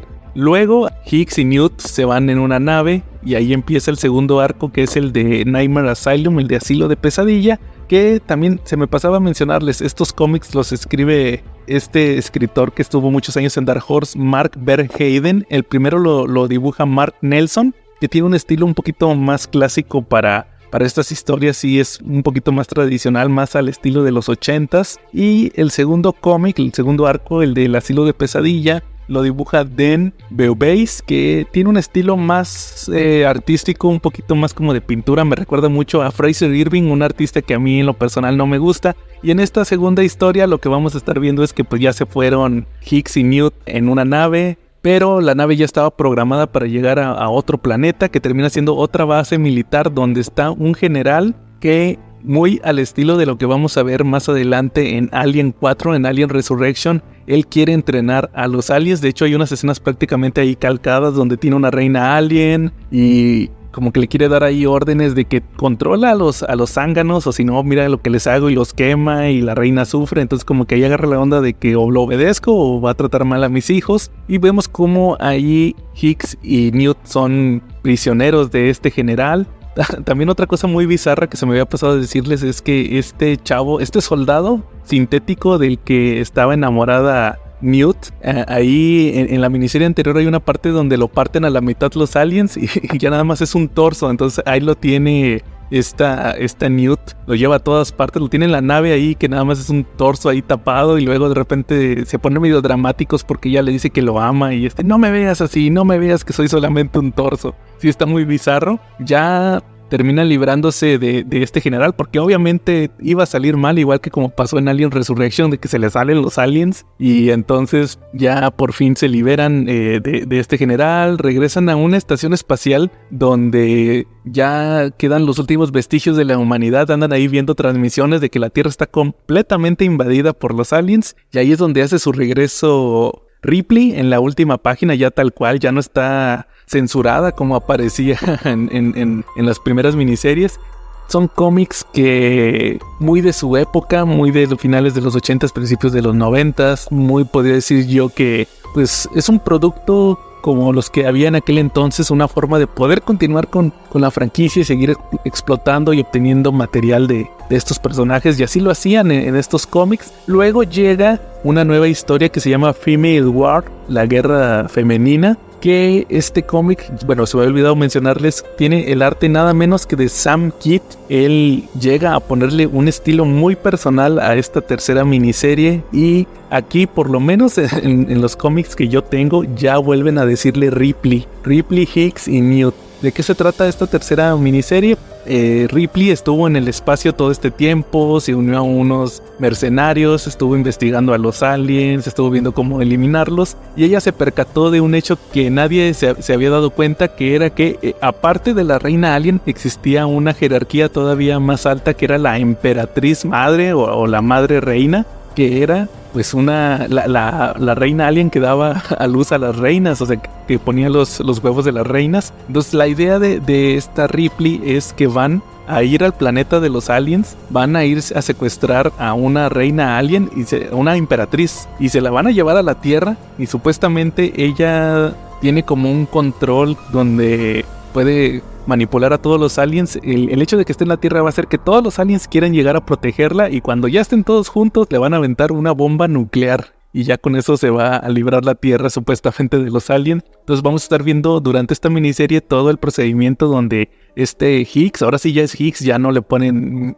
Wilkes, y a Newt ya no le ponen Billy, y Ripley y su banda de mercenarios van a llegar al planeta de los aliens. De hecho, hasta crean, utilizando las mismas estructuras de los nidos de los aliens, le crean como una jaula y se llevan a la reina, y pues ahí supuestamente con eso ya van a detener la invasión, que son alrededor de 12, 15 números, no recuerdo ahorita muy bien, que fue pues el primer intento de Dark Horse de traer historias del universo de Alien. De hecho, es aquí donde sale este otro cómic que les mencioné de teoría de propagación Alien, donde le tratan de dar un origen a la especie. Dicen que viene de un planeta, que era un planeta muy hostil, que pues su modus operandi era como una colmena, que se creaban las colmenas y siempre tiene que haber una reina, pero que le echan la culpa que supuestamente alguna vez llegó pues una especie extraterrestre, que no eran los Space Jockeys, era otro alienígena, y ellos se llevaron pues una reina alien, y así fue como se fue propagando pues esta amenaza por todo el universo. En sí, les digo, son cómics muy de la época, como les mencionaba hace un momento, están entretenidos a secas, creo que más que nada son pues testigos de lo que se hacía en aquella época para mantener la franquicia. Hay otra miniserie y también haciendo hincapié en que esta trilogía que les platiqué, la del brote, el asilo de pesadillas y Female War, se vuelven tan canónicas en el universo de los cómics de Alien, que luego la siguiente miniserie, que fue la de Alien Genocide, esa miniserie también a mí me gusta mucho, porque es la donde aparecen los aliens rojos, ahí una curiosidad, y de hecho todo parte de lo que ocurrió aquí. ¿Por qué? Porque resulta que una empresa en la Tierra, una empresa farmacéutica, crea un compuesto, un esteroide que empieza a utilizar la gente, que les da como mayor rendimiento físico. Pero podría decirse que las primeras muestras, los primeros lotes, los sacaron de los cuerpos de la reina alien, de lo que había quedado de la emperatriz alien más bien. Ellos lo mencionan como la jalea real, ahora sí que como las cosas que venden luego en la televisión, la jalea real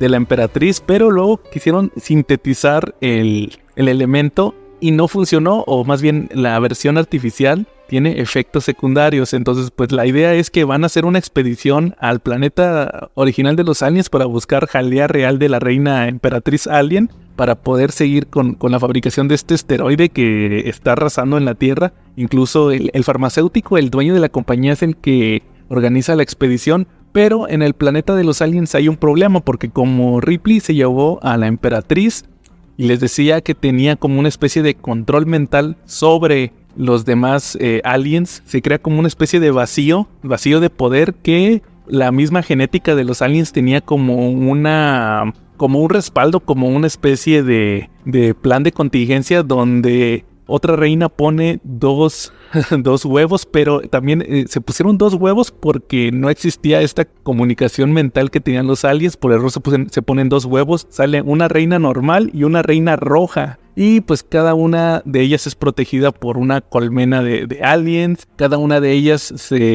podría decirse que se reconoce como la nueva emperatriz, pero el problema es que como son 2, empiezan a luchar por el poder, y en el planeta de los aliens se crea un caos, se crea una guerra civil entre aliens. Ahí se están matando los aliens negros, que son los normales, y los rojos, que ahí luego lo mencionan como una mutación. Y pues estos humanitos que quieren llegar por la jalea real a toda costa, pues van a estar ahí en medio de todo esto. Sí, es un cómic muy divertido. A mí me parece muy divertido. Lo escribió Mike Richardson y John Acurdy, que él fue el escritor también de las miniseries de Depredador, con el arte de Damon Willis, que trae un estilo muy clásico. Eso también me gustó, que es un dibujo muy ochentero, a pesar de que el cómic salió en 1991, pero como quiera tiene un estilo clásico. Creo que a mí siempre me han gustado más ese tipo de cómics. Entonces también está esta recomendación de Alien Genocide, también creo que vale la pena mencionarlo. Y pues después de esto vendría ahora sí, en 1992, Alien 3, que pues en lo personal les digo, a mí cuando estaba chavillo, como unas 2 o 3 veces después de haber visto Alien, me tocó ya ver que pasaban Aliens, y luego ya ahora sí, el estreno de Alien 3, la de David Fincher, que les decía hace rato que pues fue todo un caos, porque pues James Cameron dejó la vara muy alta con lo que hizo con esta película. Obviamente Fox se dio cuenta que era un éxito, que tenían que sacar más dinero, que tenían que explotar esta franquicia, y qué mejor manera de hacerlo que con una película nueva. Hay muchas teorías, por ahí se habla de que originalmente se iban a hacer 2 películas, que una película iban a ser Hicks, iba a regresar Hicks y Bishop, y ellos iban a ser los protagonistas, como que llegaban a un planeta o algo así. Después que en la segunda película Ripley despertaba porque ella se quedaba como que muy herida, y ahora la segunda película era Ripley. Luego como que la idea no cuajó, hubo muchos cambios de escritores. Luego hay otra que fue como que la que permeó el guión final, que contratan a un director que era francés, no recuerdo quién era, ahorita les digo el dato, que se le ocurre supuestamente que lo que hay que hacer es que Ripley caiga en un planeta de madera, así como que en un planeta que estaba lleno de monjes que no creían en la tecnología. Entonces pues el planeta casi todo era de madera. Eso es algo que creo que nunca he entendido muy bien cómo se planteó todo esto. Entonces resulta que pues siguen los cambios, Fox se pone nervioso, como que quieren ahí pues sacar el mayor provecho posible, y al final lo que dicen es pues vamos a adaptar todo esto, y pues termina siendo una prisión, que de hecho tengo entendido que hay escenas de la prisión que utilizaron los escenarios que eran supuestamente del monasterio que les dije de madera, pero ahí como que medio los disimularon para que fueran parte de la fábrica ahí en Fiorina. Y pues tenemos al final este resultado que fue Alien 3, la tercera película, donde vemos que Ripley llega a un planeta porque hubo un incendio en la Sulaco, se termina muriendo Hicks, Newt, y Bishop ya no lo puede reparar, termina cayendo en este planeta que resulta ser una prisión, y pues nada menos que ahí con ellos, y el culpable de este incendio fue nada menos que un facehugger, que además en la versión normal termina pues pegándosele a un perro, por eso sale un xenomorfo en 4 patas, que es diferente, de hecho es un rediseño de Giger. Y pues resulta también que como tuvieron muchos problemas con el guión, hubo muchas escenas que se grabaron que al final no se utilizaron, y años después salió una versión del director, que de hecho no es de David Fincher, pero le ponen versión del director, donde resulta que el xenomorfo hay ciertos cambios, como que el xenomorfo no infectó a un perro, sino que infectó a un buey, porque les digo, no tenían tecnología tampoco en la prisión. Y también que pues no es spoiler, al final de la película resulta que el xenomorfo no ataca a Ripley porque Ripley estaba infectada por un xenomorfo de una reina, iban a ser una reina de Ripley, y pues mucha gente se preguntaba, oye, pero si un facehugger nada más puede infectar a una persona, ¿por qué hubo dos aliens? Entonces obviamente el que infectó al perro o al buey y el que infectó a Ripley, y en esta segunda versión, en esta versión que les digo del director entre comillas, pues se revela que fue un facehugger todavía más grande y que ese tiene la peculiaridad que puede infectar a dos personas, o sea, infecta al huésped de la reina e infecta a otra persona así para que de él salga un alien que va a cuidar a la reina. Entonces pues sí estuvo muy rebuscado y al final vemos como Ripley termina sacrificándose cuando llega la corporación, la Weyland-Yutani, por ella cuando se enteran que está infectada por un alien, y termina ahí pues sacrificándose para que jamás tengan a un alien en su poder por todo el caos y destrucción que podrían causar, como lo vimos en los cómics que invadieron la Tierra. En sí, les digo, Alien 3 tiene cosas rescatables. Nunca ha sido de mis favoritas, les digo, a mí me dio un choque, pues es que es muy contrastante cuando la comparas con la segunda. Cuando eres chavito no me gustaba para nada, yo creo que es un gusto adquirido, y más porque ahorita lo están repitiendo mucho en varios canales. Una de las características que siempre me ha llamado la atención es que ahí aparece Charles Dance, este actor que lo conocimos, pues creo que todos estamos más familiarizados con él porque salió en Game of Thrones, era Tywin Lannister, y que pues últimamente ha hecho muchas películas por la misma fama que resurgió después de haber hecho Game of Thrones, pero en aquellos 90s pues lo vimos aquí en Alien 3 y era el malo de la del último gran héroe, de Arnold Schwarzenegger. Siempre me llamó la atención verlo aquí en Alien 3. También les digo, es que es muy curioso, creo que podríamos hablar mucho de esta película, de todo lo que representa. También esta Sigourney Weaver dicen que ya estaba harta, por eso mismo ella pidió que a Ripley la mataran al final de la película. También creo que ella fue la que pidió que no hubiera armas, porque creo que sí le chocó mucho el hecho de que los Colonial Marines tuvieran tantas pistolas en la segunda película, y aquí dijo no quiero armas, y por eso también siguió adelante esta idea del planeta sin tecnología. El tema de que fueran prisioneros y todo eso, y que Ripley pelona, siempre se me hizo muy contrastante. Creo que les digo, es una atmósfera muy diferente, sí es un choque pues importante, pero pues al final ahí va a quedar, y más porque pues al final el director terminó siendo David Fincher, fue el que le cayó la bolita de esta película de Alien 3, y pues al final no la considero como de sus grandes obras, porque yo creo que él se destacó más como por ejemplo el Club de la Pelea y también por Seven. Entonces, pero ahí es una curiosidad que él le tocara aventarse pues este balón que ya mucha gente había tomado y había dejado de la tercera película de Alien. Otros puntos también que les puedo platicar de Alien 3 referente a los cómics es que tuvo su adaptación tal cual publicada por Dark Horse. Curiosamente pasó lo mismo con Depredador 2, también esa película tuvo su adaptación en cómic, pero existe también otro cómic que sacó Dark Horse ya casi al final de cuando ya iban a perder los derechos de la franquicia. Es muy curioso cómo Dark Horse al último con sus cómics ya se decidió por sacar las mentadas, el guión original o el screenplay original. ¿Por qué? Porque, por ejemplo, sacó el cómic del que vamos a hablar de Alien 3, la versión original, del guión original, pero también sacó el cómic de el guión original de la primera película de Alien, que ese lo vamos a mencionar más adelante cuando vayamos a Prometheus. Pero también hizo algo muy similar con Star Wars, porque de hecho también ya se publicó en México ese cómic, y pues Dark Horse publicó en su momento el guión original de Star Wars. Yo en lo personal no soy tan fanático de estas versiones, porque cuando son guiones que son muy parecidos al concepto final, suelen pues copiar cosas. Creo que es imposible no referenciar el material fuente. O sea, si van a checar el guión original de Alien o el guión original de Star Wars, mucho de lo que van a plasmar en el cómic, y más porque el cómic es un medio visual,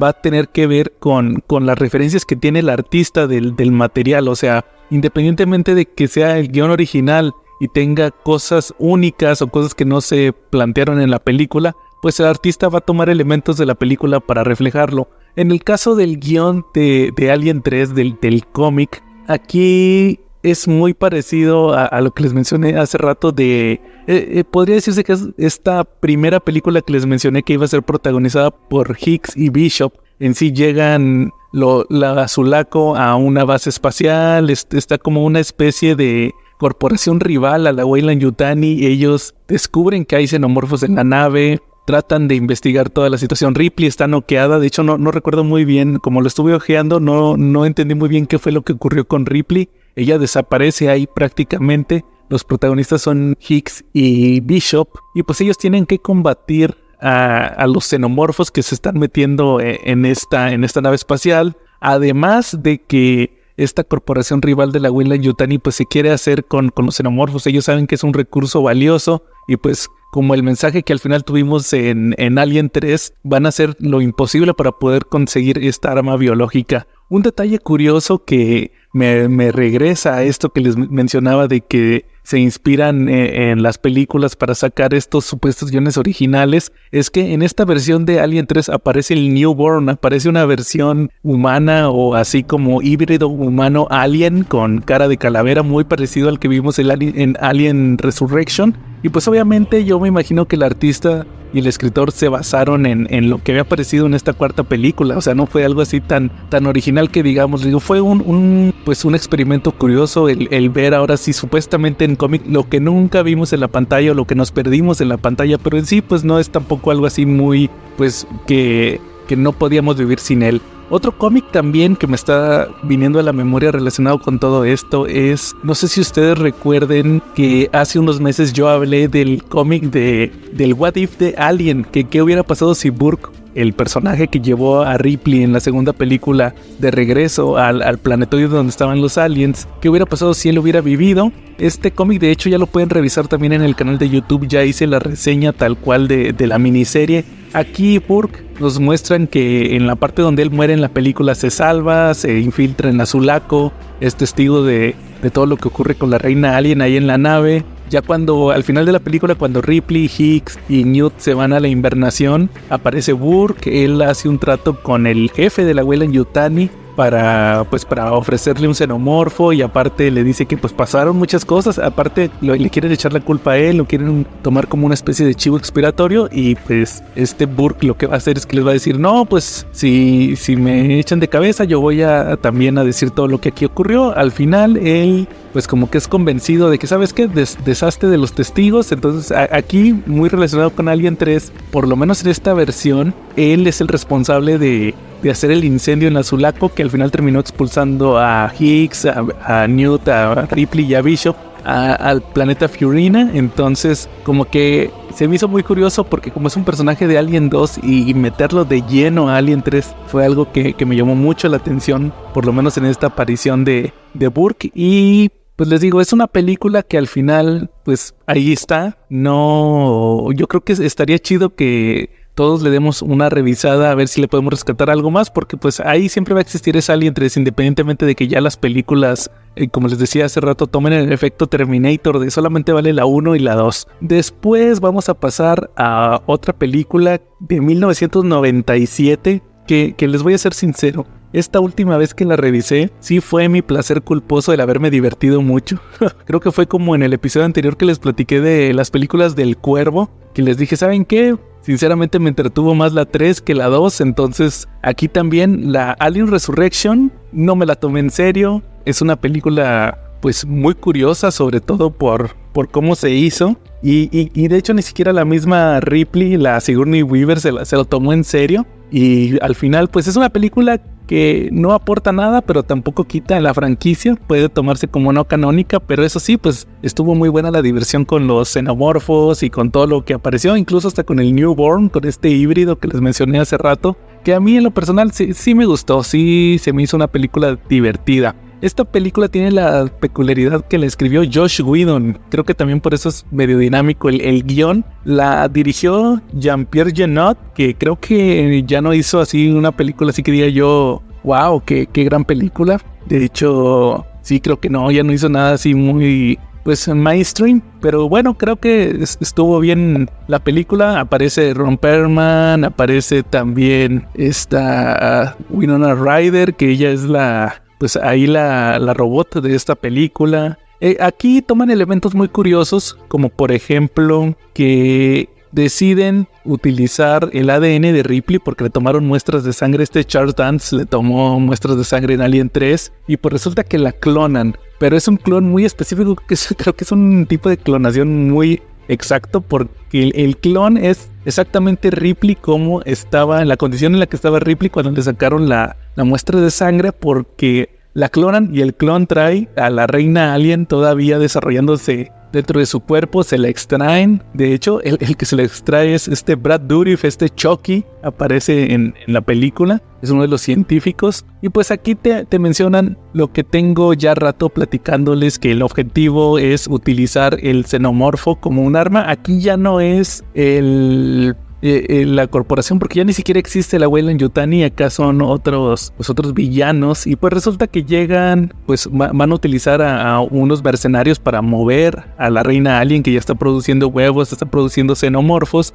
Incluso Brad Dourif tiene una parte ahí donde es un experimento donde les quiere enseñar obediencia. Y también aquí refleja mucho lo que les platiqué hace rato de este cómic de Nightmare Asylum, donde pues de igual manera como este general que vimos en el cómic, aquí Brad Dourif hace lo mismo, los castiga así como que para que aprendan a obedecer. Y al final pues llega Winona Ryder, que es una robot, pero curiosamente creo que aquí tuvieron unas ideas muy buenas que al final no desarrollaron, como que ella era una robot, sí, pero era una robot hecha por robots, era una generación 2, la mencionan así. No la crearon humanos, no era una replicante hecha por humanos, sino que los mismos replicantes ya hacían sus propios replicantes, y pues ella está consciente de la amenaza que representa que los xenomorfos lleguen a la Tierra. Incluso dice que si llegan los xenomorfos, se acaba la Tierra, prácticamente van a destruir el planeta, algo que, como les digo, ya vimos también en los cómics, donde invadieron la Tierra en estas miniseries que les mencioné.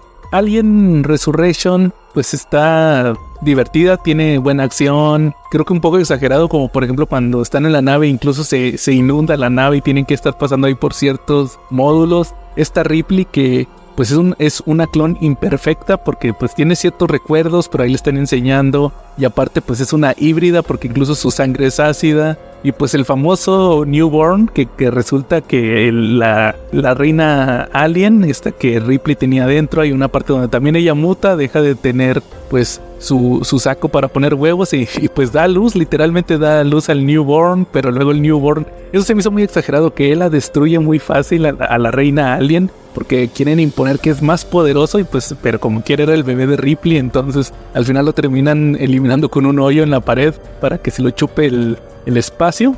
Al final esta película pues es una palomera. Yo creo que pues fue el intento de revivir la franquicia, de que cobraran los actores. Obviamente Sigourney Weaver cobró un montonal de dinero, de poner sus condiciones, porque creo que siempre se iban a grabar a Inglaterra. Todas las películas se grabaron en Inglaterra, y ella dijo no, si quieren que grábenla en Los Ángeles, armen los sets acá, porque no me quiero mover hasta Europa. Entonces pues creo que estuvo bien, es entretenida. Yo creo que la pondría al mismo nivel personalmente de las películas de Alien contra Depredador, que por cierto no las voy a mencionar en este podcast, porque sí, tengo planeado también el episodio del solo podcast de Depredador, de las películas de Depredador. Yo las considero más películas de Depredador, porque pues el Alien solamente pues son la amenaza, no tienen así un arco de historia muy importante, a diferencia de los Depredadores, que son como que los que mueven ya más lo que ocurre. Entonces pues sí, Alien Resurrection ahí está también. Después nos vamos a mover 15 años en el futuro, hasta el 2012. ¿Por qué? Pues porque resulta que Ridley Scott se le ocurrió que quería regresar a Alien, quería sacar más películas, o más bien que él decía que quería, como les dije hace rato, él quería pues resolver todo esto que había ocurrido con el Space Jockey, que él los nombra los ingenieros, y pues surge esta película de Prometheus en el 2012, que yo no sabía que el guión lo había escrito Damon Lindelof, el escritor de Lost, el escritor de la serie de Watchmen, que la vimos hace unos años, el escritor de esta miniserie de Hulk contra Wolverine también. Y pues aquí Ridley Scott pues se propuso contestar preguntas que creo que nadie había hecho o a nadie le interesaban sobre el origen del Space Jockey. Yo sinceramente, la primera vez que la vi, sí se me hizo interesante. Vemos como todo este filme tipo Ridley Scott, como lo platiqué al principio, como en Gladiador, como en Robin Hood, que utiliza así tonos muy oscuros, muy filosóficos. Vemos a David interpretado por se me fue el nombre, por Magneto, Michael Fassbender. Y pues resulta que él es el primer androide creado por la Weyland. Aquí él pues tiene que llevar a la tripulación de la Prometheus, que son unos científicos, es la doctora Shaw y el otro no me acuerdo cómo se llamaba, que viene siendo una pareja que... el doctor Holloway, que pues son una pareja que descubrió que el origen de los humanos viene desde el espacio, que hay una especie de invitación en pinturas rupestres en varias culturas a unas coordenadas de unas estrellas. Aparte de que al principio de la película tuvimos esta escena del calamardo guapo de los ingenieros, que al final se les quedó los calamardos guapos, donde se toma un líquido negro y pues se destruye y supuestamente sus células mutan y ahí se crea la vida en la Tierra. Entonces pues quieren encontrar a los creadores de la humanidad. Yo les recomiendo mucho en lo personal, tanto de Alien 3, de Alien Resurrection, de Prometheus y de Alien Covenant. Chequen videos en YouTube porque hay gente que se avienta unos prácticamente documentales de cómo se hicieron las películas o de qué es lo que quisieron decir en estas películas, porque hay unas ideas, pero híjole, son unas ideas bien locas, sobre todo ¿no? en Prometheus y en Alien Covenant, que de plano a Ridley Scott hizo un Zack Snyder que quiso sacar su versión del director y dejó mucho material fuera, pero luego lo metía en videos o en videos que tenías que ver o previos o trailers o extractos que tenías que ver tú antes de ver la película o como complementarios para poderle entender. Entonces Prometheus en sí lo que nos platicaba era pues que querían conocer a los Space Jockeys, que ver una historia de ciencia ficción que supuestamente Ridley Scott decía que iba a estar alejada de Alien, pero pues al final de la película, o esa fue mi impresión la primera vez que la vi, pues al final tiene una escena postcréditos donde aparece pues un proto-alien, así al final nace de ahí de un calamar que pues podría decirse que es el equivalente del facehugger y aparece y incuba en un ingeniero y aparece un alien pero así medio raro. Les digo, esa fue mi primera impresión cuando yo vi la película, pero pues resulta que viendo estos videos y todos estos conceptos descartados, pues resulta que no. Resulta que este supuesto alien que aparece al final resulta que no es un alien, sino que es el dios de los ingenieros, es el Deacon, le llaman el Deacon, y pues ahí todo este material pues extra que no se metió en la película y en guiones y todo esto, porque incluso en la película llegan a aparecer ahí unas pinturas rupestres en la nave, que supuestamente ahí explican todo lo que tiene que ver con este Deacon. Pues resulta que al final te dan el mensaje que los ingenieros pues eran una raza muy avanzada, muy al estilo de la ciencia ficción, que en un punto ya no se podrían reproducir. Utilizan la sangre de su dios, supuestamente que es este líquido negro, que resulta ser, pues, según dicen, la sangre del Deacon, de este alien, pues para crear vida. Y pues se supone que la vida en la Tierra, bueno, eso sí lo dicen en la película, que la vida en la Tierra fue como que una decepción, iban a mandarles una nave llena de líquido negro, pues para destruir la Tierra. Y pues resulta que sí, que ellos no habían podido crear copias del Deacon hasta que pasó todo esto, que se incubara en un humano y que luego que tuviera relaciones con una mujer y que luego le sacaran ahí el calamar, como pasó con la doctora Shaw, y que el calamar impregnara ahí a un ingeniero así bien revuelto, y pues así nace un Deacon, que ya nunca volvimos a saber de ese Deacon que se quedó ahí en el planetoide.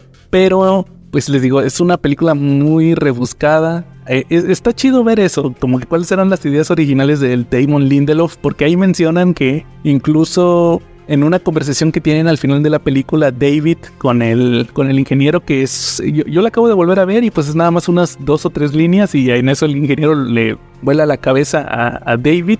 Hay videos donde mencionan como que el guión original o las supuestas ideas que se iban a utilizar, y hay una conversación donde menciona el ingeniero que iba a destruir la Tierra porque incluso habían mandado a un ingeniero a evangelizar, guiño guiño, a los humanos. Sí, o sea, mencionan que incluso Jesucristo era un ingeniero y que lo habían asesinado, entonces que como que ya había sido todo, o sea, como que había muchos conceptos interesantes que al final no se utilizaron y que hubieran hecho mejor a la película. También en el caso de los cómics, hubo cómics, ya se incluyeron a Prometheus con ese nombre tal cual había cómics de Alien, cómics de Depredador, de Alien contra Depredador y de Prometheus, hubo crossovers. Yo en lo personal no los leí, no tuve tiempo, pero pues como que no pegó tanto la idea. Yo creo que fue un concepto para ampliar la mitología de Alien, pero pues no, los ingenieros no, creo que no pasaron de ser unos calamardos guapos y sinceramente sí, como les mencioné al principio, sí es muy diferente lo que se plantea con ellos,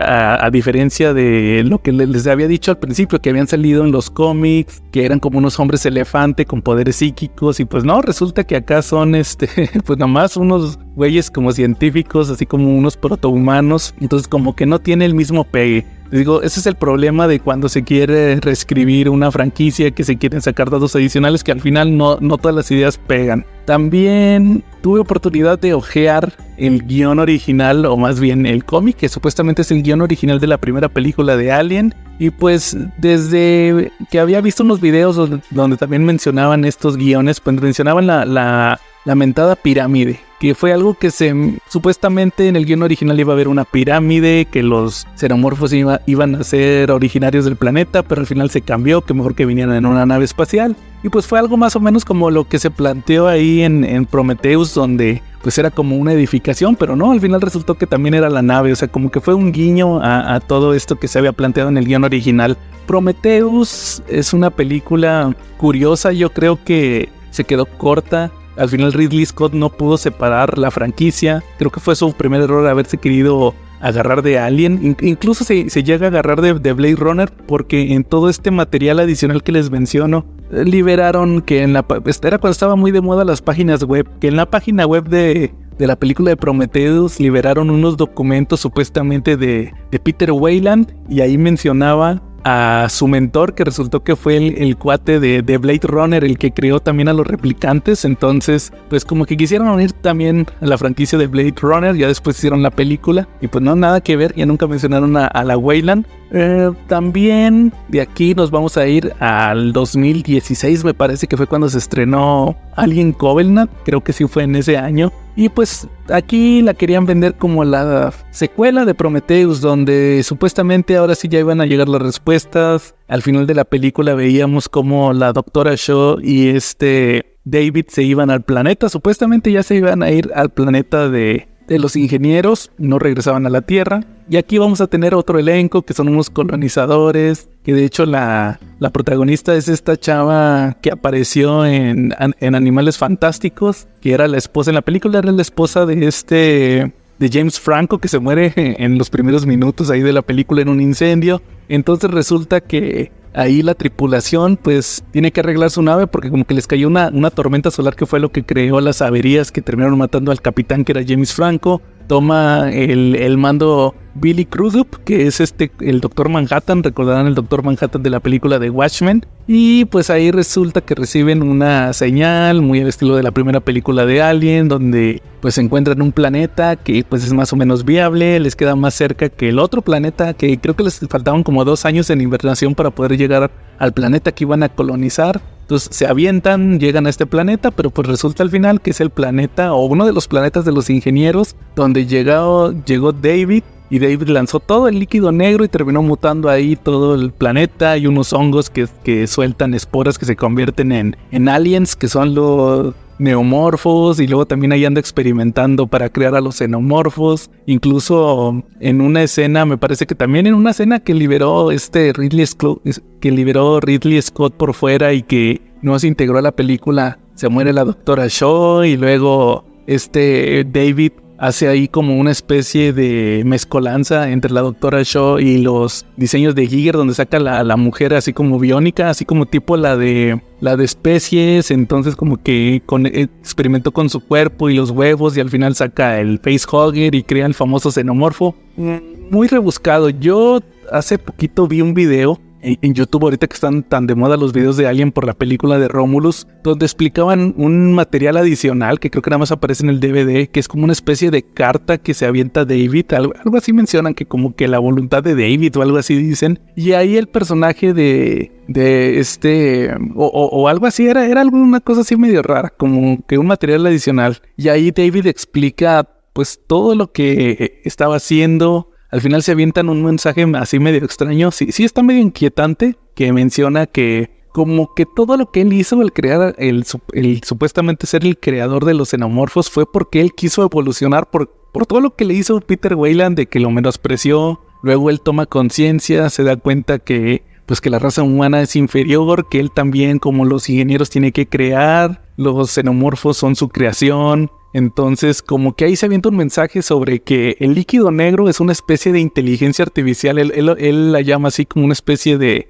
inteligencia artificial biológica. Entonces, pues estos xenomorfos y su habilidad se llama DNA Reflex, que es esta habilidad donde ellos pues copian las habilidades del huésped, pues que es como una especie de sobreescribir el ADN. Entonces, como que ahí pues es una especie de pues mezcla entre, como que el xenomorfo es una mezcla de seres biológicos o tecnológicos. Entonces ahí como que David da a entender que el futuro no es ni biológico ni tecnológico, sino que es tecnoorgánico. Entonces como que estos pues xenomorfos son como que el siguiente paso en la evolución. O sea, eso está chido, pero hubiera estado más chido si lo hubieran metido en la película, no en los materiales extra. Entonces al final pues se quedó en un intento todo esto de Alien Covenant. Ya no se sacó una secuela. Esta película de Alien Romulus no tiene nada que ver. Por ahí escuché un rumor, no me hagan mucho caso porque ni siquiera es un spoiler o ni siquiera es un rumor que yo haya leído. Por ahí leí o escuché alguna vez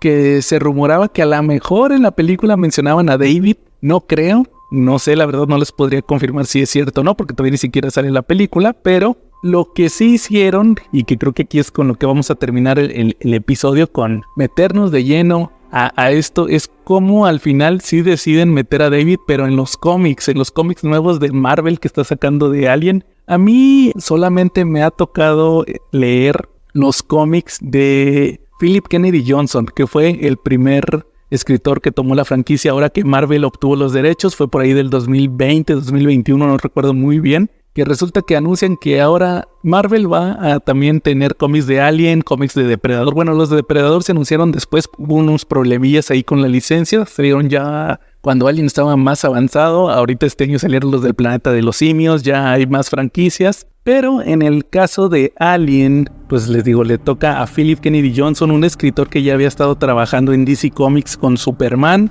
que de hecho hizo este cómic muy bueno de la saga de War Wars. Se los recomiendo, también hay videos ahí en el canal de YouTube del CC Podcast por si quieren checar esos cómics, pero acá le toca hacer Alien. Y sinceramente, pues yo tenía muy pocas expectativas con estos cómics. Como saben, yo soy más fan de Depredador. No tenía tantas ganas de leer estos cómics de Alien, pero sí, sinceramente me sorprendieron mucho, se me hicieron muy buenos. Por lo menos estos que se avienta Philip Kennedy Johnson, que fueron 18 números, podría decirse que son 3 historias. La primera historia que él se avienta es Bloodlines, o así se le llamó a este primer arco narrativo. Es una historia independiente, es un cómic donde está acompañado por nada menos que Salvador Larroca, que es un dibujante buenísimo. A mí se me hace muy buen dibujante porque es muy bueno para pues representar a los actores, sobre todo así cuando es como un dibujo realista, sí tiene muy buen estilo. Entonces aquí la historia nos va a estar presentando cómo hay un personaje que se llama Gabriel Cruz, que es pues una especie de jefe de seguridad que trabaja para la Weyland-Yutani.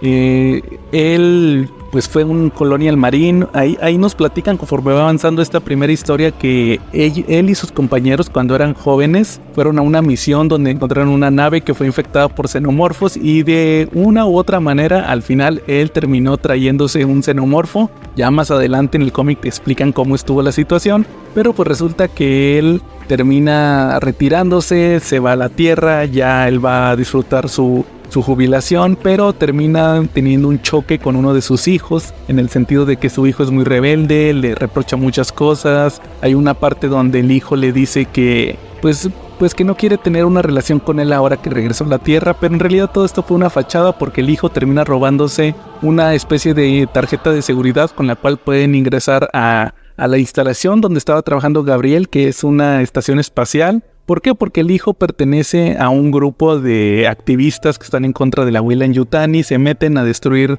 la estación espacial, pero pues la Weyland se entera, se dan cuenta que es su hijo, como que tratan de chantajear a Gabriel Cruz, le dicen, oye, te vamos a echar la culpa, pero mira, échanos la mano y vamos a salvar a tu hijo. porque tenemos un activo ahí en la estación espacial, un activo que tú conoces muy bien y necesitamos que lo recuperes. La estación espacial no nos interesa, tú tráenos el activo y obviamente pues es un alien. El cómic está muy padre porque vemos la atención. A mí creo que fue el elemento que más me llamó cuando leí este cómic, que fue que pues el ambiente es igualito a las películas de Alien, la tensión, el miedo, la claustrofobia. Vemos cómo Gabriel se lleva unos replicantes, pero no son así. Esos sí son literalmente como robots, no tienen aspecto humano y pueden matar. Entonces como que es porque es un ataque a gran escala. Termina teniendo ahí un choque contra estos, pues contra estos activistas que no eran tan buenos y aparte ya están siendo víctimas de los aliens. Por ahí también le ayuda un Bishop, que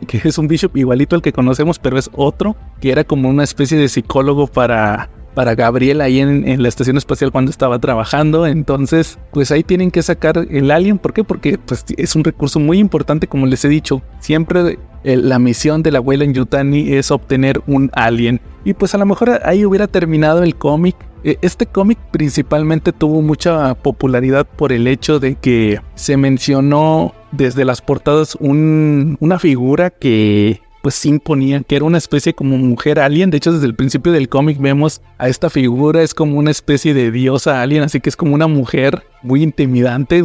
Creo que algo muy importante de este cómic es que se prometía que revelara el misterio de este personaje y al final nunca llegó, por lo menos en este primer arco. Pero creo que sienta las bases para lo que viene posteriormente, que es en el segundo arco, que es el de Revival. Aquí ya nos van a mostrar cuál es el uso que quiere la Weyland-Yutani para estos aliens. Los utilizan como una especie de agente biológico. El segundo arco nos platica de una especie de colonizadores que viven en un planeta. Estuvieron como 20 años trabajando para hacerlo sustentable, para tener como una terraformación, pero el detalle aquí es que no es de la Weyland-Yutani, son de otras compañías, de otros gobiernos, y pues ya cuando van a firmar todos los papeles para ser propietarios, ellos mismos, el haber trabajado el planeta y ser los propietarios, pues les termina cayendo una nave de la Weyland, o más bien mandada por la Weyland, que está infectada con xenomorfos. Empiezan a atacar ahí a los habitantes y pues les toca a ellos y sobre todo a una líder que tienen ahí, pues salir bien librados de todo esto. Este segundo arco, les digo, nos muestra más como que para qué quería la corporación a los xenomorfos, cuál es el uso que les va a dar, cómo pueden ellos destruir a sus enemigos utilizándolos, que es algo que siempre se ha mostrado también en la ciencia ficción, el utilizar criaturas. Es como por ejemplo en Jurassic World cuando querían utilizar a los velociraptors en la guerra. Entonces todo eso es muy viable para esta corporación. Y ya el tercer arco, que es era Bloodline, Revival y el otro era Icarus. Esta tercera miniserie que ya no la hace Salvador La Roca, creo que fue uno de los grandes errores que ya no regresara este dibujante. Aquí nos van a mostrar a unos sintéticos que eran una especie de escuadrón de la Weyland-Yutani, que pues ellos se escaparon, se fueron a vivir a un planeta, viven ahí solos, están muy felices y de repente llegan a pedirles ayuda porque resulta que en un laboratorio de la Weyland-Yutani, que años antes se perdió por una fuga radioactiva, existe un agente que necesitan para poder salvar otro planeta, que también hubo radiación, que va a haber muchas pérdidas en las cosechas de varios planetas. O sea, hay una cadena de alimenticia que se va a perder si no logran salvar pues estas instalaciones. Y les digo, en las instalaciones científicas que se perdieron años atrás, hay un agente que en realidad pues es un huevo de xenomorfo. Necesitan el huevo para poderle extraer una sustancia que le da resistencia a la radioactividad, igual que los aliens, pues para poder hacer una especie de vacuna y poder mandar gente a que salve las otras instalaciones. Entonces le toca a este equipo, por ser sintéticos ellos no les pasa nada con la radioactividad. Y pues resulta también que este planeta en realidad lo que ocurrió en estas instalaciones científicas fue que atacaron los aliens, se les salieron de control y pues ahí hay pues gente que está escondida y pues que tiene ya años escondida y viviendo pues con miedo de los aliens, tratando de sobrevivir.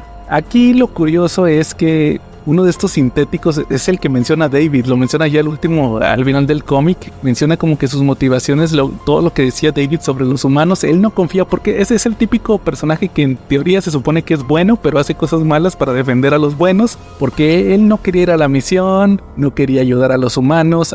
La líder de los sintéticos termina salvando a un chavito nada más porque pues fue el único que se pudo salvar. pero este otro robot le decía, no, déjalo, vámonos, los humanos no valen la pena, nos engañaron, yo creo que todo esto es una trampa, nos van a poner un 4 cuando les demos la vacuna. Y este personaje curiosamente termina de forma intencional liberando en uno de estos laboratorios. Se encontró como una especie de mosquito que estaba infectado por los xenomorfos o con ADN de xenomorfo. Este mosquito terminó picando a una mujer ahí como una especie de sobreviviente que sí había sido mala con los sintéticos, y se termina infectando como que con una enfermedad que poco a poco la termina convirtiendo como en una mujer alien, pero así muy burda. No crean que este diseño tan chingón que les digo que salió en los primeros cómics. Y al final es como una especie de reflexión sobre en qué se va a convertir la humanidad, porque esta primera mujer fue como que el primer híbrido alien humano que vemos en esta versión de los cómics, y al final me ha tocado leerlo en muchas partes. También se reflexiona que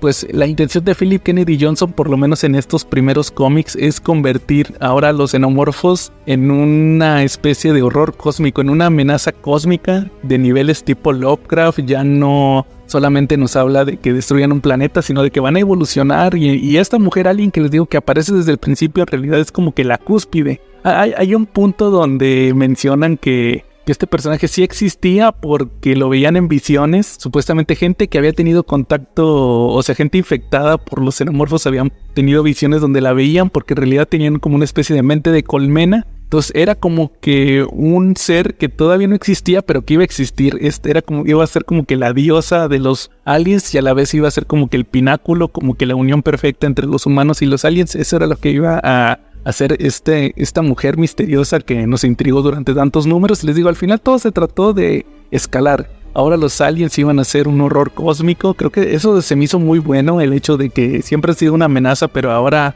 pueden eliminar planetas, pueden traer el caos. Creo que es algo que hace que se rescate mucho estos cómics. Luego entra Declan Shalvey a escribir los cómics, pero eso sí, lamentablemente todavía no los he leído. Espero leerlos próximamente y pues traerles aquí en el solo podcast más información de estos títulos de Alien que sinceramente creo que valen más la pena que los de Depredador. Y pues creo que ya con esto pues completamos un poquito más de una hora. Ya con la edición yo creo que sí va a ser más o menos una hora hablando de esta franquicia. Yo tenía muchas ganas de hablar de estos cómics. Para mí Alien, cómics y películas, porque para mí Alien es una franquicia que siempre ha existido pues en mi vida. He visto muchas películas, también los cómics, videojuegos, sí, siempre han estado ahí. Pues qué chido que ya vaya a haber una nueva película, así que pues vámonos todos a ver Alien Romulus, que sinceramente solamente vi el primer teaser, no he visto el tráiler, y creo que va a valer mucho la pena. Creo que se le ha invertido mucho para traer nuevamente esta franquicia, así como pasó con